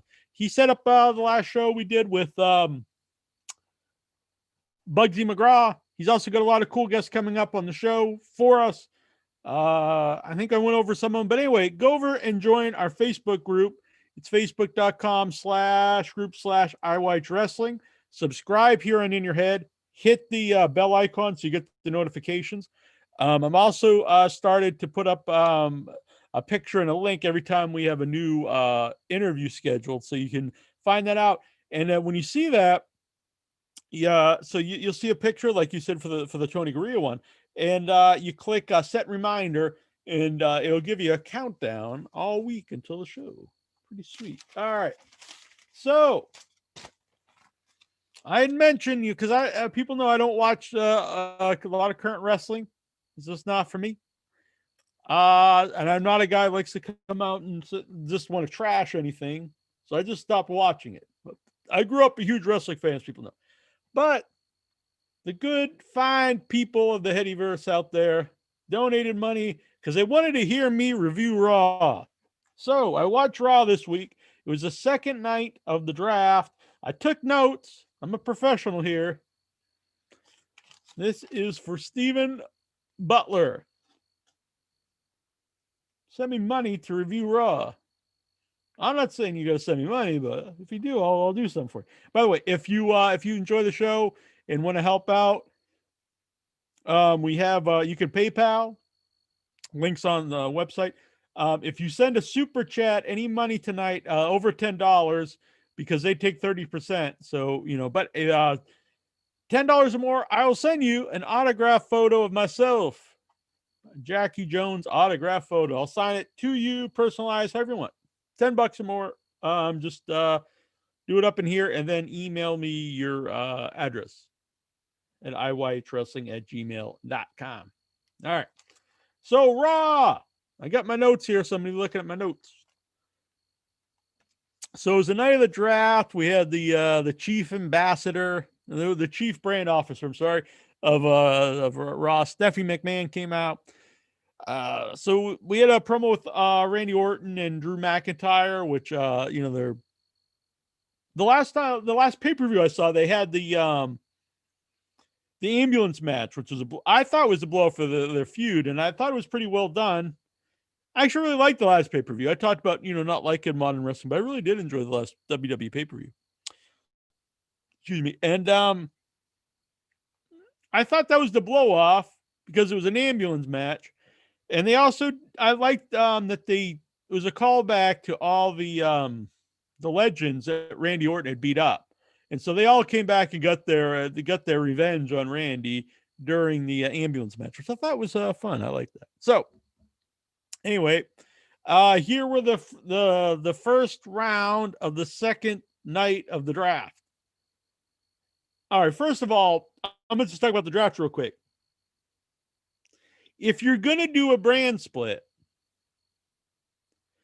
because they've done this on and off for years. I think if you're going to do it, you got to really stick to it and actually have the brands different. They also have to compete throughout the year. You can't just be like willy-nilly, like, these guys show up on and women show up on either show. No one really cares. No one's really competing. And then and then out of the blue, now they compete on this pay-per-view. Then you go back to it's not really mean a thing. If you really want to do the brand split, instead of doing this draft where they actually draft the entire roster, that's too much. I mean, when you have the draft in the NFL, which is a big thing, the draft, I mean, for football fans, it's a big deal. But when you do the draft in the NFL, you don't suddenly draft all the teams don't disband, and then every year there's a draft of every player in the whole NFL, and the teams draft the players. I mean, that would be insane. What they do is they draft the graduates from college, or maybe even high school sometimes, but from the college players. So if you're going to do that, you could do that with NXT. Every year they get to draft so many people from NXT. That's a possibility you could do. If you do want to do the draft where they draft people to the different shows, not the entire roster, that's just too much. Do a few people, like we get 3, they get 3. Also, I think you need to put some effort into this all year round. So if you really want to do this, you could do trades throughout the year, like make it part of the storyline. Raw's trying to get, so Daniel Bryan, they're trying to offer him a bigger contract. Maybe they could steal a guy somehow, through chicanery, something like that. They'd get mad, if they offer someone a big deal and they jump ship. The whole idea behind the brand split, I always thought, was to build your own competition, so you could redo the glory days of the Monday Night Wars. So if you want to do that, look at the Monday Night Wars. And remember, when it would be a big deal when a guy would jump ship to the other one. Do that with Raw and SmackDown. Make it a big deal when someone So if you do this brand split, if you do the draft like they did, you have like 20 guys debuting on a new show, and you do it all at once. I don't think that's the best way to do it, because you want to milk these things. So if one guy shows up, okay, the Fiend's going to Raw. He's one of the biggest stars in the company, one of the most over guys of the last 10 years. That one guy going to Raw is enough for one show. And then that's enough story for like at least a month or two. The Fiend is now on Raw. You get all these new matchups. Why is he on Raw? Boom. You have a storyline there you can play off of for a while. You get new matchups. The storyline why is there. How did they get him? Whatever. You do this draft, you've got like 20 new guys on this show and 20 new guys on the other show. It's just you're throwing the whole show up in the air. And instead of, if you just do a couple, it's going to mean a lot more. It's almost like what Tony's saying with the high spots. You're doing multiple high spots in a different way on the one show. So if you really want to do it, I'm just saying make a part of the show, an ongoing thing part of the show, where they can trade throughout the year, or a guy's contract expires with SmackDown, he goes to Raw, or vice versa, something like that. This way is just kind of lazy to me. But anyway, so the Fiend goes to Raw. Bailey stays with SmackDown. This is another thing, was this draft is like people that are on their own shows get drafted to their own show. I don't really see what the point of that is. Randy Orton, Raw, the Street Profits of SmackDown. They do this all the time, where every time there's a draft, they're always like, we'll draft the tag champs or the IC champ.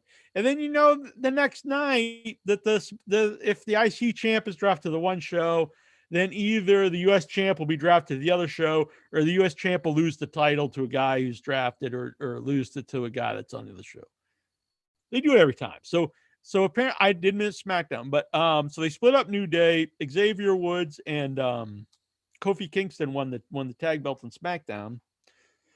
And then they were moved to Raw, and Big E was drafted to SmackDown. Again, how does this all work? Because we see this, they draft teams. They also drafted whole factions of people. So did Raw go other way and say we only want Xavier and Kofi, or did SmackDown say we only want we only want Big E? Why was this faction split up just technically in the draft? Besides, like, how does this work? There's no rules or anything. And I know it's wrestling, but even like I'm a horror movie guy. If you're doing a horror movie about vampires and stuff, yeah, vampires are weird. They probably don't, they don't exist. Zombies don't exist, but you have to maintain rules within the story you're telling, so things make sense, even if it's something that is fantastical. So same thing as with wrestling, you have to have some type of rules so these things make sense.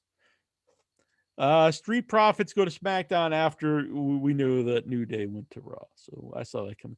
Charlotte, I don't know if she stayed or moved to Raw. I'm not sure where she was because she hasn't been on TV for a while. Kevin Owens versus Aleister Black in a hardcore match, or whatever they're calling it. No, is there a difference between a no holds barred match, a no DQ match, and a hardcore match? What's the difference between those three?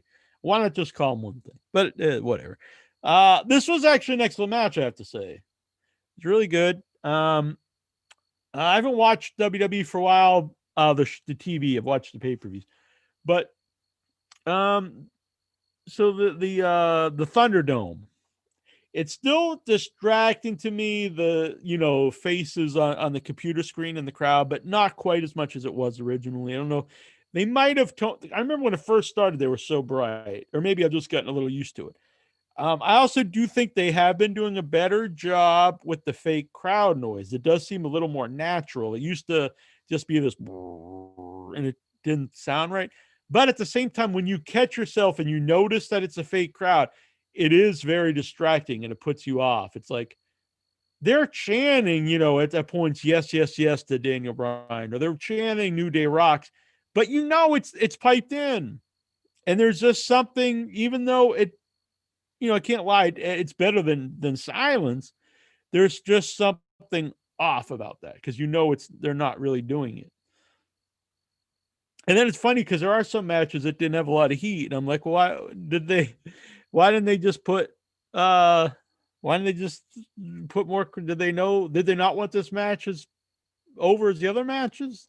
Did they know it wouldn't be? That's a little weird. Also, stuff like when the crowd is kind of along with the counts, like 1, 2, or 1, 2, 3. Like, I know wrestling, is wrestling, but at the same time, it really gives away that it's not legit because someone is in the back with a computer putting in the crowd, typing, putting out these fake 1, 2, 3 chants. It's a little hokey, but maybe I'm overthinking that. I don't know. So Kevin Owens versus I was surprised that Aleister Black lost because I'm actually a big fan of both guys, but Kevin Owens has been around a lot longer, and Aleister Black seemed like their new guy, one of their new projects they're really getting behind. Not that losing to Kevin Owens is a big deal. Great power bomb through the table. I'm a big Kevin Owens fan. I'll be honest, I don't think he has a great look, but I'm a big fan of his. Stephanie came out, really put herself over. So let's see what the next part of the draft, Braun Strowman to Raw. Then they were putting over that Keith Lee would be happy. I'm not really sure why, but apparently they either have a feud or doing something together. And then but then they gave away that Keith Lee would be staying on Raw. Daniel Bryan to SmackDown, and that's when they did the fake yes chest chants. Matt Riddle to Raw. The Bro.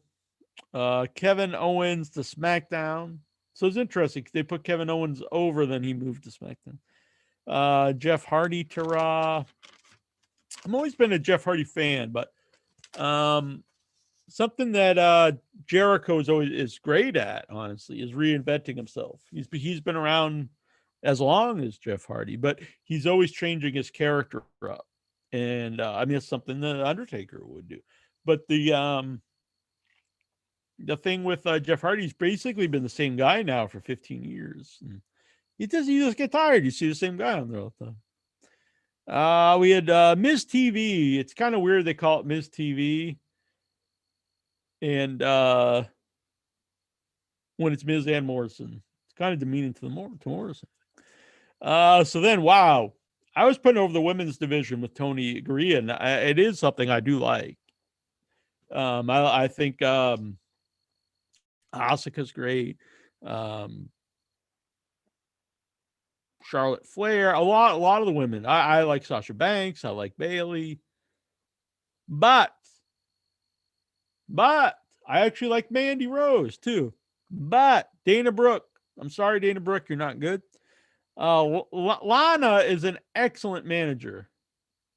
Why is she pushed as a wrestler? I have no idea. So this was I'll just be honest, this was god awful. It was Mandy and Dana Brooke promo against Lana and Natty Neidhart. This was not good. Not good at all. So then they had a break, and then it was back to more Miz TV, which was really weird to do a break in the middle of a talking segment. But anyway, so it comes back to more Morrison TV, and then he's like the Plan B, the mayor of Slamtown. I was wondering, who the hell's that? Is this a new guy, the mayor of Slamtown? And apparently that's what they call Morrison. And so that was kind of funny. Then out comes Lars Sullivan, who looks intense. In the chat room here, Ron G wants to know, is Neil a Jewish boy? I'm not. I don't know why it matters if I was, but I'm not. I'm German and Italian. Bobby Roode and Dolph Ziggler. These are two guys that have I don't know if it's too late to really do something with either guy, but Dolph Ziggler's had so many chances, but I don't think it's his fault. They just always stop. Like he'll get over even after a point where I think like it is too late for him, and he'll get over with stuff, and then it'll just end. Bobby Roode has been super over at one point. But But in theory, though, I like the team. Bobby Roode and Dolph Ziggler. I think both are very talented guys. Maybe they can do something as a tag team. So they're looking for a title match. So they're going to get a title match tonight. So I assume it's the first time they're wrestling and they get a title match. I don't get that. So this was my biggest quandary of the draft was Retribution is drafted to Raw. Okay. First of all, Retribution is what, 40 people or something? It's this giant, massive. It'd be like if you drafted the NWO.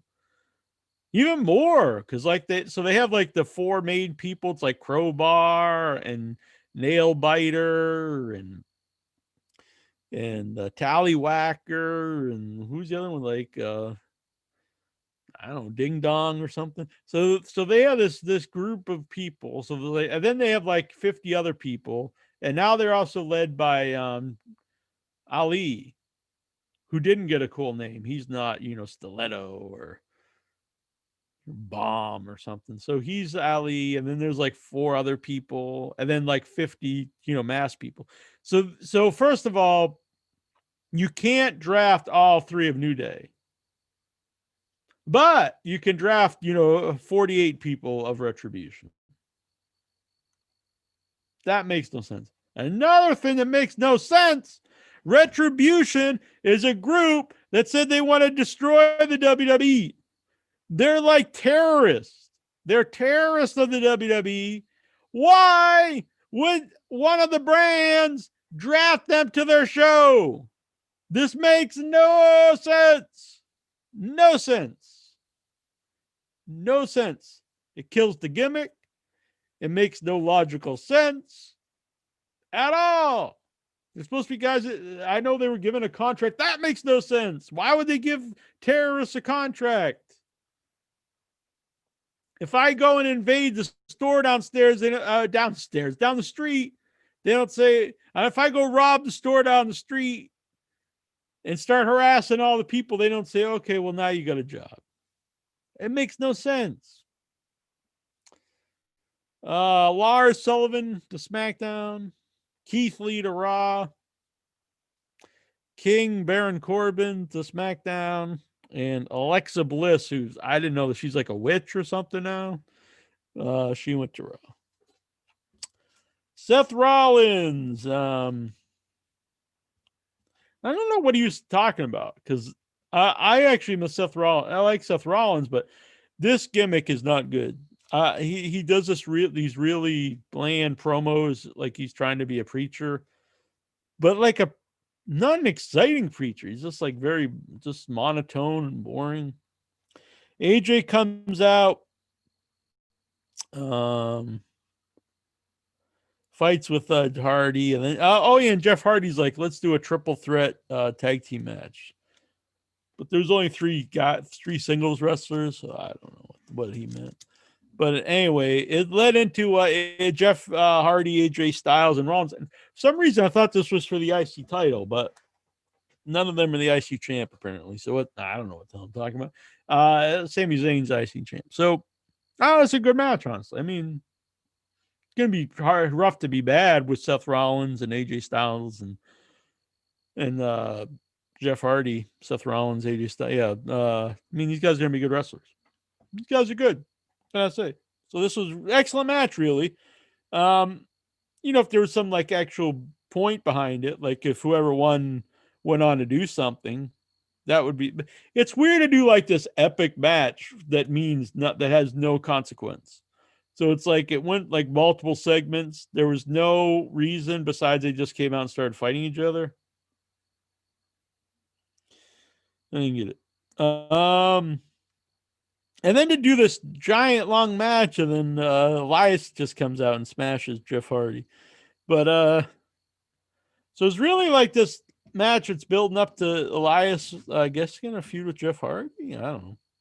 I'm a huge fan of Elias. Walk with Elias. He's another guy I think they really missed the boat on. To me, this guy could have been top card guy. Elias to Raw, Sami Zayn to SmackDown, or stays on SmackDown. Lacey Evans to Raw. Lacey Evans, drop this gimmick.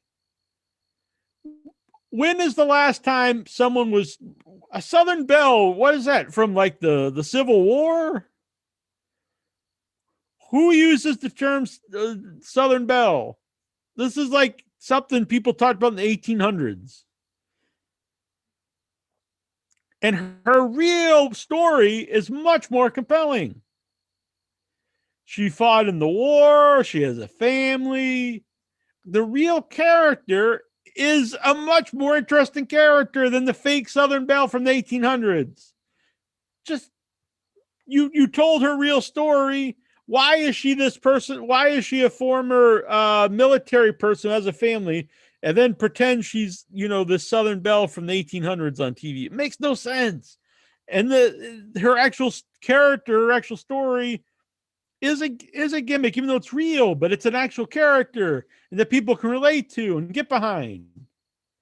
So why make this fake thing? It makes no sense. Just Lacey Evans as Lacey Evans would be something. Cesaro and Nakamura, they can be together. I guess they go to SmackDown or stay on SmackDown. Sheamus to Raw. Sheamus got a new look. He's got like a hat. He looks like he's a hooligan or something. I kind of like it. I like it. We had Lana and Natty versus Dana and Mandy, and the camera showed Mandy and Dana, even though they said Lana. And anyway, they showed the same team both times. I guess they didn't. They're like, I don't know. It's the two blondes. We don't know. This match was a shit. Again, I'm a fan of women's wrestling currently, but this was not a good example. The Hurt Business, I am a fan of. Hurt Business is a money gimmick. Always been a fan of MVP, Shelton Benjamin. I've not been a big fan of Lashley, but he's good in this gimmick. Ricochet, who I think is good, not a great talker. Basically says, let's do this one last match. If I win, this is it. We stop this feud. You guys leave me alone. If you guys beat me, I will join the Hurt Business. It was good. It was good. And then this really cold match is Garza versus Andrade. As far as I could tell, they're both heels. The last I saw, they were tag team for like ever, and now they're fighting. And then you have Zelina Vega on commentary, and she doesn't like either guy. I didn't understand what was going on. I didn't understand this at all. You have three people who don't want anything to do with each other. What is the point?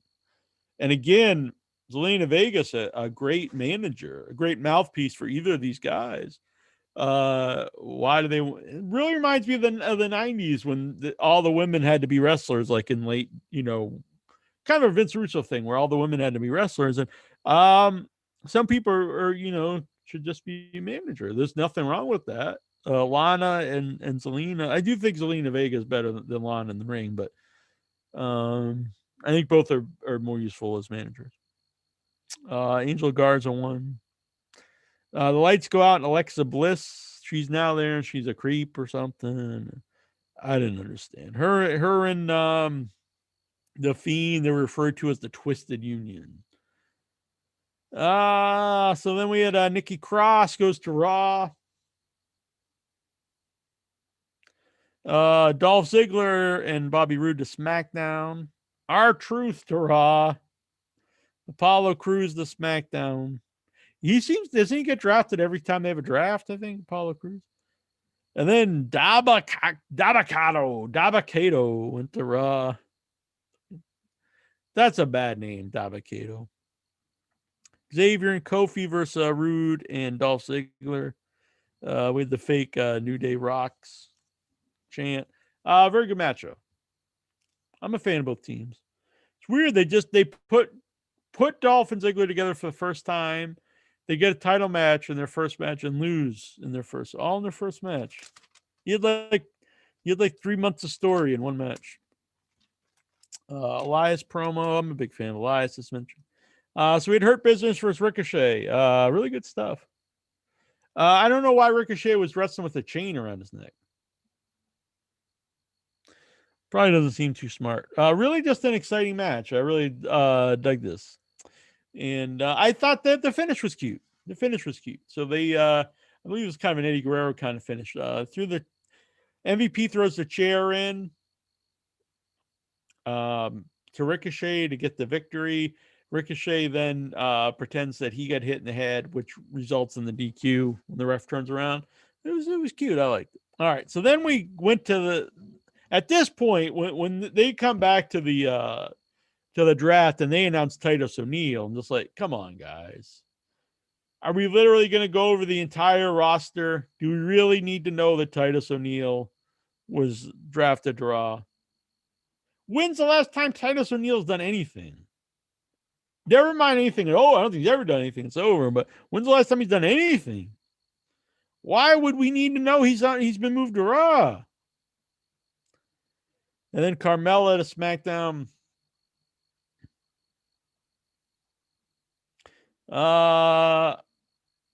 I don't want to say this because she got mad on Twitter, people saying stuff, but she does look like someone when I've seen the show Botched, like the women that are addicted to plastic surgery.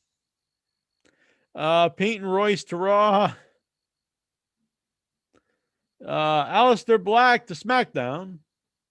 He was like the one name here. And then Tozawa to Raw. Does Tozawa wrestle? I know he's got ninjas or something. I don't know. Jeez. I thought I was thinking poor Aleister Black. He's in this list of just horrendous people. Then we had the Women's Battle Royal. And this was like in multiple segments again. And couldn't they plan this stuff out a little bit so you see most of the Battle Royal without, going to breaks? I like Battle Royals. But anyway, inexplicably won by Lana. Come on. Are they just trying to troll the audience? They have like all these talented women and they're trying to push Lana as a single star. Good Lord. RKO and Drew, then you have their battle to finish the show. Not as bad as I expected, probably, but not particularly good. This I went over the draft stuff was not good. Most of the matches were good. Hurt Business and Ricochet was good.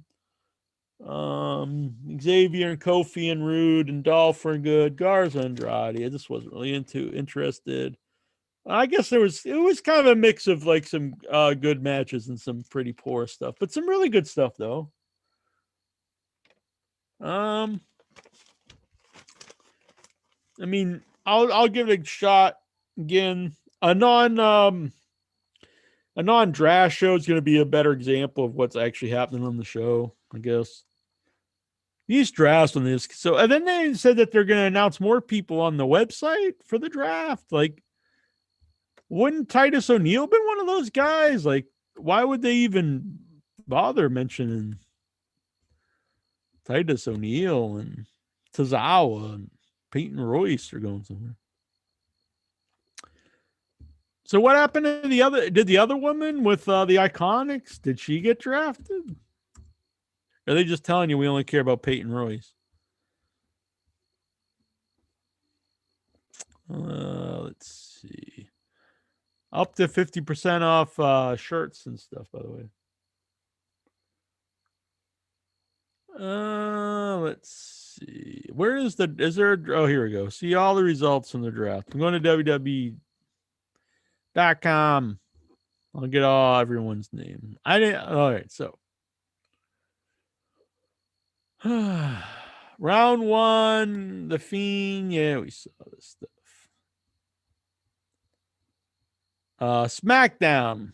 So I didn't see SmackDown. So on SmackDown, Drew McIntyre went to Raw. Roman Reigns went to SmackDown. So the two champs, they split. At least they're trying to make sense. We draft the champs first, but I mean, come on. Like, you don't want to draft the whole show. It seems so silly.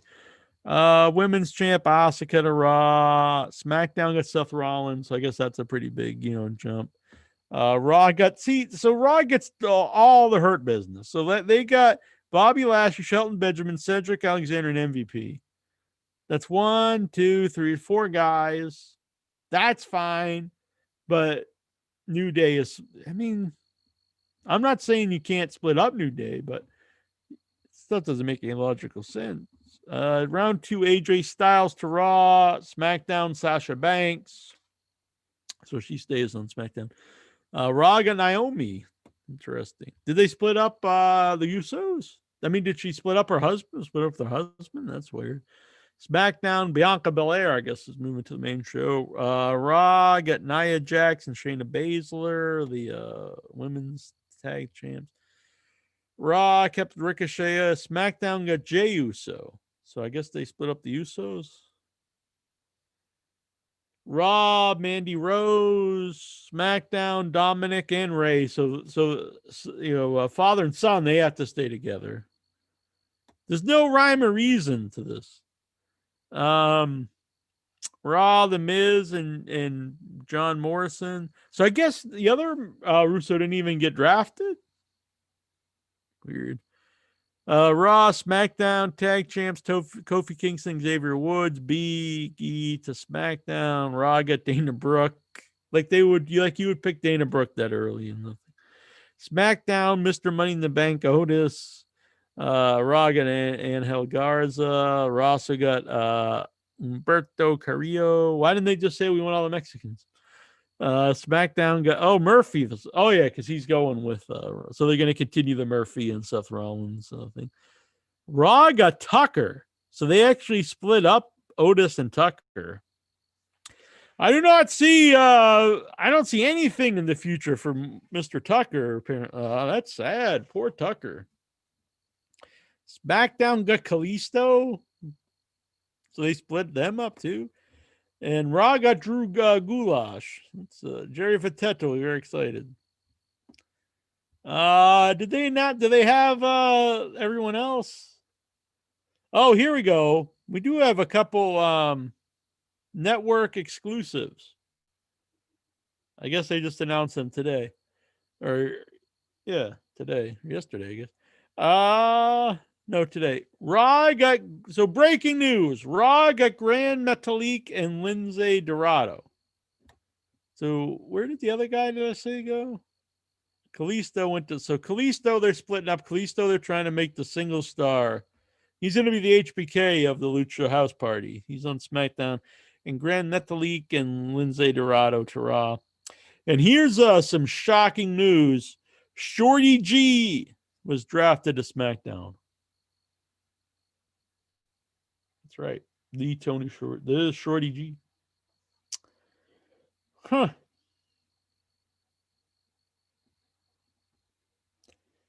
Man, this guy's asking about Tony Garea. We had almost a 2-hour interview, buddy. All right. I'm going to get to these questions for me. Anything that's referring to the Inchman, we'll just ask next week. I'm asking my buddy, my pal, my amigo, Al Oob. My boy, Al Oob. That's what Incher calls him. Al Oob, can you please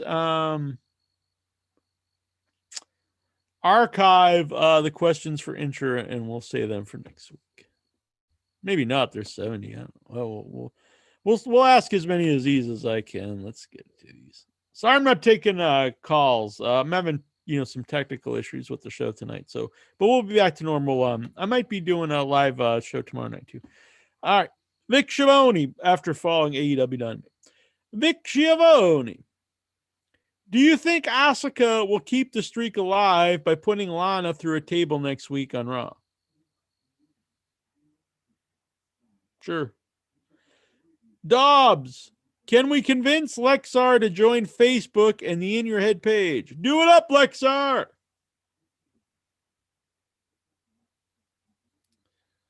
John Barker, Incher, if Jack said he got a new co-host joining and it was your, we'll wait till next week. I hear something moving. I hope there's not an animal down here. Stephen Logan, the worst In Your Head guest of all time. Interesting.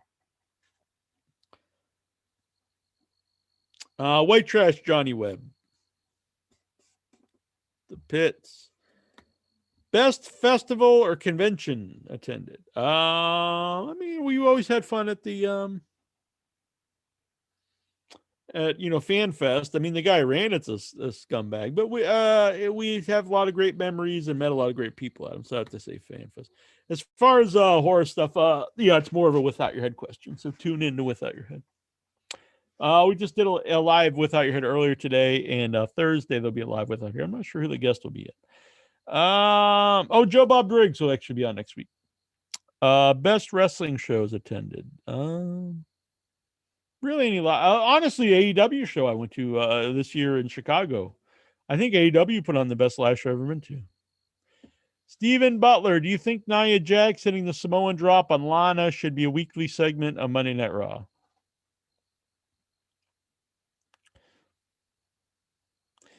Tyler Stevens, can Jack get a new animal for the basement? I just heard something. Maybe I did. Al, do you believe Braun when he says he's only shooting up B12? Yeah, so there was this Braun posted on Instagram a picture, and there was a syringe on the sink, and he's like, "Oh, that's because I shoot up B12." Now it's possible. I'm not claiming he does anything, but you should probably look out for that stuff if you're taking selfies. You don't want to have like drug paraphernalia in your selfie.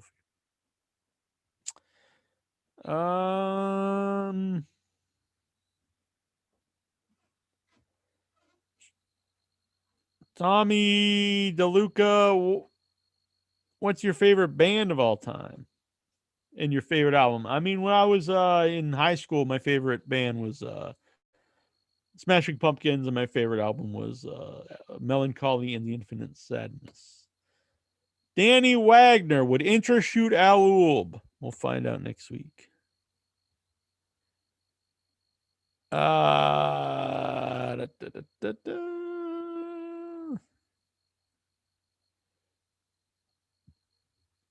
a lot of questions for intro. No one gives a shit about me, apparently. Oh, man. A lot of these are either for intro or for us, not just for intro. I'm just messing around. Could you find a way to let me down slowly? A little sympathy. I hope you can show me. I always feel bad for Dobbs. Al, what is your favorite Chef Boyardee product? That would be nothing. That might be more of an intro question.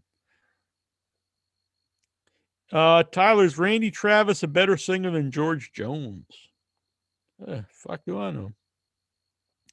Who's a better tag team, R-Truth and Goldust or Booker T and Goldust? Interesting. Booker T and Goldust, I think. If you got selected to be on The Price is Right, what game would you want to play? And you can't say Plinko. The dice game, maybe. Who is more lazy, Jason Mitten or Entry's young boy? Well, I mean, apparently you don't even know the guy's name. I mean, Entry's young boy is just like a putz. It's Tyler Stevens. Do you like pumpkin pie? Yeah, I like pumpkin pie. Owl, would you be friends with a Proud Boy? Nope. I don't know. Tyler Stevens. He's not here. What wrestler would you base a cereal on, and what kind of cereal would it be? Interesting. Well, we'll do the Undertaker since I got the sweater on. Something purple, so chocolate for the black and eggplant for the purple. That'd be some delicious cereal. Eggplant. I mean, we got plenty of fruit cereals. We don't have an eggplant and chocolate cereal. Eggplant and black coffee. There we go. Deathios. Or just the bong. I don't know how you name something the bong, but Dobbs, is it so hard to be loved? What are your thoughts on sacred geometry? I don't even know what that is. Who would win in a foot race? The late, great John Tenta or Lazy Bones Jason Mitten? I think, John Tenta probably even now. All right. 10 questions from Nikhil. I didn't know about this. I'm sorry, but Michael says I meant to ask Tony about the backstage fight that Slaughter said happened between Sheik and him allegedly. But sorry, you're too late. But thank you. That would have been a good question. Thoughts on the latest Jericho Cornette Twitter war? I think it's two older dudes fighting on Twitter. Seems kind of dumb. But if I'm going to side with, I mean, I love AEW, honestly. Yeah, I think Jericho's doing great stuff. I don't agree that he's just there for money or that he doesn't. I don't even see how, if you watch a show, how you could say he doesn't try or doesn't enjoy himself. Looks like he's having a great time, and he's really putting. If you don't like it, I mean, that's your own thing. But to say like he's not trying and stuff or doesn't care about, I think is really just dumb. I'm sure Cornette doesn't like the show, but it's like to like this weird degree. And I mean, I just don't enjoy listening to him talk about it. So I try to avoid it. I like it. And that's all I care about. Thoughts on, and it's this really mean-spirited, like personal vendetta against AEW. That's just strange to me. It's like, if you don't like it, that's fine. But I mean, everything that any one of those guys do is just like the shit's dim, and it just gets kind of silly. Thoughts on the New Day and Street Profits just swapping titles? Yeah, I mentioned it's just kind of lazy, and it seems like they do it every draft. With Kevin Owens and Sami Zayn on SmackDown, surely they'll be a tag team now. I think they could never fight again. I mean, Kevin Owens and Sami Zayn are always money together, so I'm good with it. And Sami Zayn right now, I think, is doing the best stuff he's ever done. Which belts will change hands tomorrow on the Dynamite special? Every belt is on the line. I don't think they'll change the TNT belt because they just changed it. Though I do think it's a mistake to have Orange Cassidy lose twice in a row. I'd do a schmaz for that one. Maybe I could see Moxley losing them. Who's Moxley even fighting? Maybe Moxley could drop the title. Maybe the women's title. I don't see the tag belts being dropped.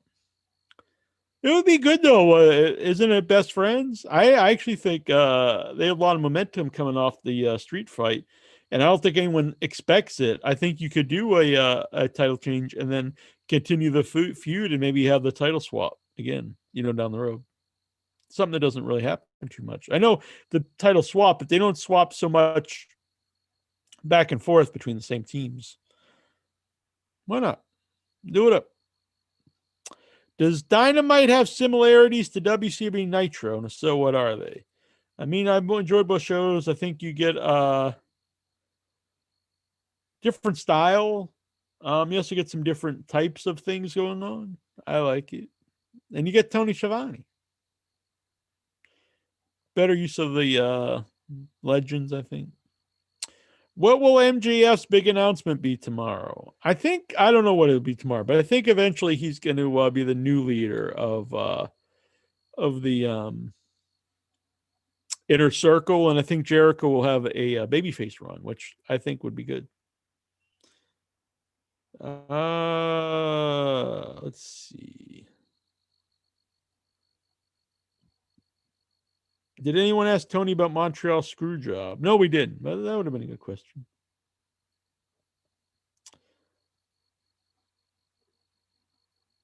Let's see here. Favorite Eddie Guerrero match?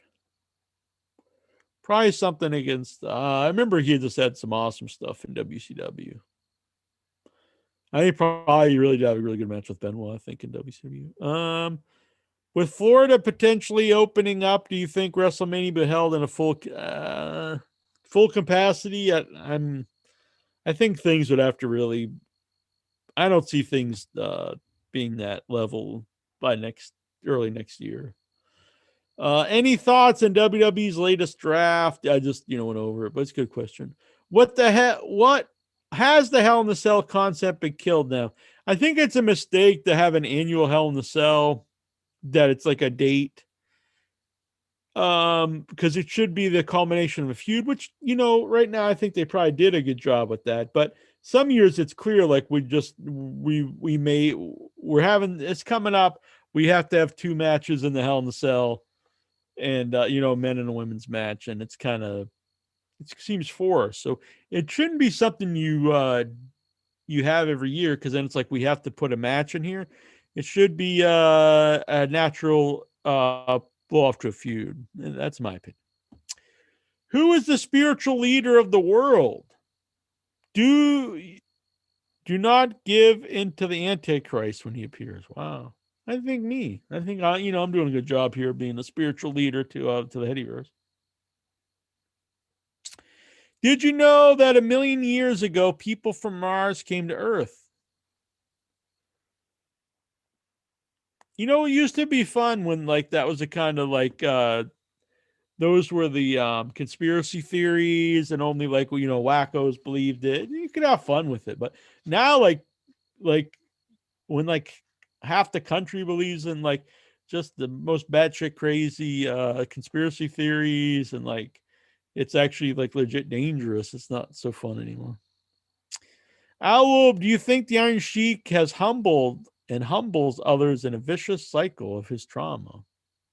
Whoa, some deep stuff. Yes, I do think that. Can you guys get Tazo, Lexar, and Juju for a Zoom roundtable on women's wrestling? Probably not.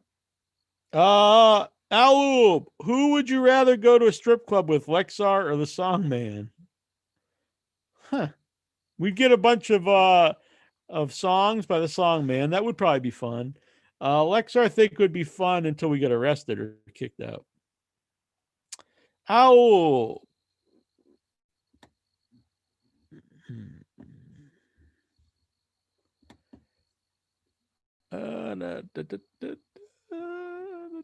Would you rather watch Coach or Saved by the Bell? Coach. I mean, I actually I have watched Coach. I've never watched Saved by the Bell. I'm not putting it down. I've just never watched it, but I have no interest in ever watching it. Is Big Swole the most dominant thing going today? No, she's very bad. Would you rather enter a shoot Hell in a Cell match with 90s Ken Shamrock, or spend 2 months traveling rural America in a Winnebago with Nyla Rose? I think that would be fun, traveling around. Let's go in the Winnebago. That sounds fun. Much better than getting the hell beat out of me. Tyler Stevens, how much Raw did Jack honestly watch? Every second of it. Have you ever felt unwanted by your auto soulmate? All the time. He clearly doesn't give a shit about me. Marty Van Buren, fuck, Mary, kill Hikaru Shida, Thunder Rosa, and Brandy Rhodes. Oh, Tyler Steven, if Intra quit the show for real, who would your contestants be for a heady idol for Intra's spot? Interesting. So, I think probably Jason Mitten, the Headless Critic, and the Bearded Incher would probably have to vie to become the new Incher. Marty, what would you do with Sonny Kiss? I push him. I think he's got a lot of star potential. He's very charismatic. I think he's good in the ring too, but he's got star power to him. Frank O'Brien. I think they should have done more with him after the Cody match, because he showed a lot from himself. Frank O'Brien. Some people will give you the shirt off their back. Jack takes your shirt and sells it. I didn't take someone's shirt.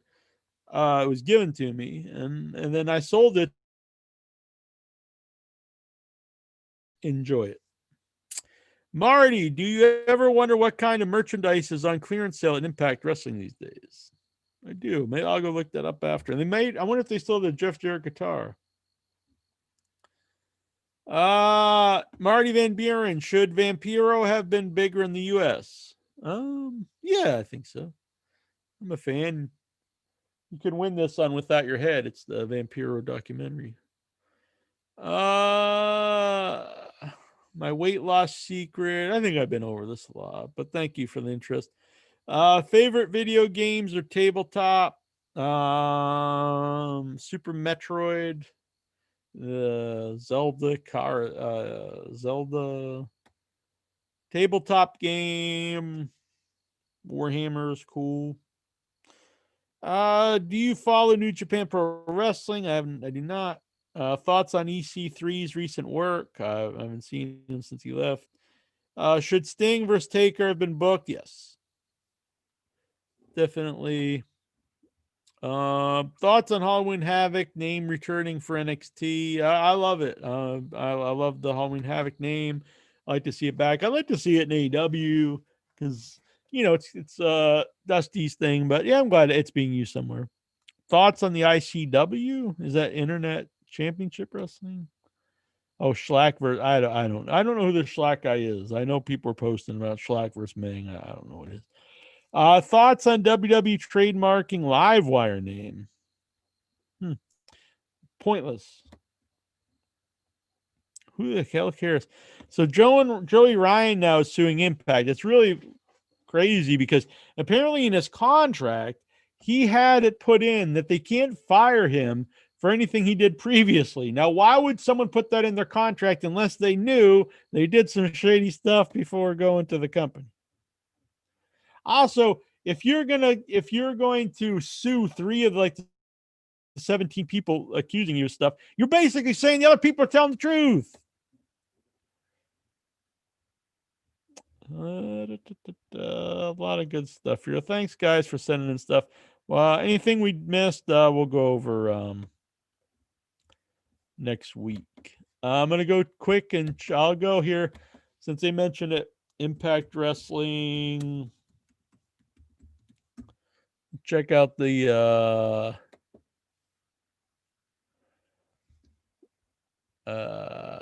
shop. Apparently, they have a pro wrestling tee site now. That's probably smart. Instead of having all the all that merchandise in stock themselves. Wow, they get some ugly Bound for Glory shirts. Whew, Bound for Glory. Who are I? All their shirts look very much the same. Not the greatest looking stuff. Let's see the sale. Sale stuff. Killer Cross tee for $12.50. You can get a t-shirt combo bag. I'm not sure what you get in this. Is used to be the brown bag special, I guess. Hot damn. You can get 2 shirts for $8 a piece. 3 shirts. Anyway, you can get up to 10 shirts, $6 a piece. That's a really good deal, though. Damn. $6. You can buy, you get all different. $60 for 10 shirts. That's fun. That'd be fun. Someone want to buy me that large or medium? Neil Jones, 2 Campbell Street, Sandwich, Mass. 02563. I'll open them here live on the show. LAX shirts. A lot of LAX shirts. They're pretty nice. Johnny Impact shirts are on clearance. Eli Drake. Brian Cage. Not a lot of stuff.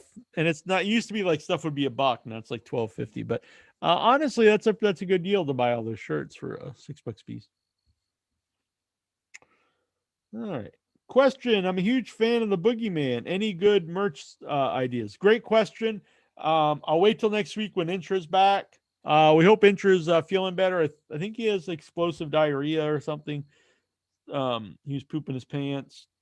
So I hope he's doing better. And he'll be back next week. He's all better by then, and all cleaned up. All right, guys. I want to thank you guys for tuning in. Thanks, Tony Garea. Sorry for the interruptions. Now everything seems fine. We just would have waited. But what can you do? I don't control the storms. I don't control the weather. I'm just the man here talking about wrestling. Even if I barely watch it. But anyway, AEW Dynamite tomorrow night. Check back live after AEW Dynamite. I will be here on YouTube, and I will review AEW Dynamite on the return of the Jackie Jones show. That'll be fun. If you're into horror movies, check out Without Your Head on YouTube and the withoutyourhead.com. Excuse me, lots of cool interviews up there. We just did one earlier today with the creators and the cast of Psycho 8. I'm not sure who's going to be on this week, but it'll be a lot of fun. And we'll have a live show Thursday night. And next week, apparently, Joe Bob Riggs is going to be joining us. And Sandy Johnson from the original Halloween. All right, guys, I'm out of here. Thanks, everybody. Awesome interview with Tony Garea. Thank you. Love for all from Bruce. Thank you. Best wishes for the Inchman. Thank you. You're all good people. And don't forget, every week, if you would like one, donate through the super chats here, or you can PayPal $10 or more, and I'll send you an autographed photo of Jackie Jones. That's right. I'm going to go through the history of pictures of Jack, print a bunch out. Each one will probably be different. I'll sign it. I'll put it to you. Send it in the mail. Boom. You'll help pay for the expenses here and on In Your Head, and it'll be good. All right. Till next week or till tomorrow. I'll see you guys. Bye.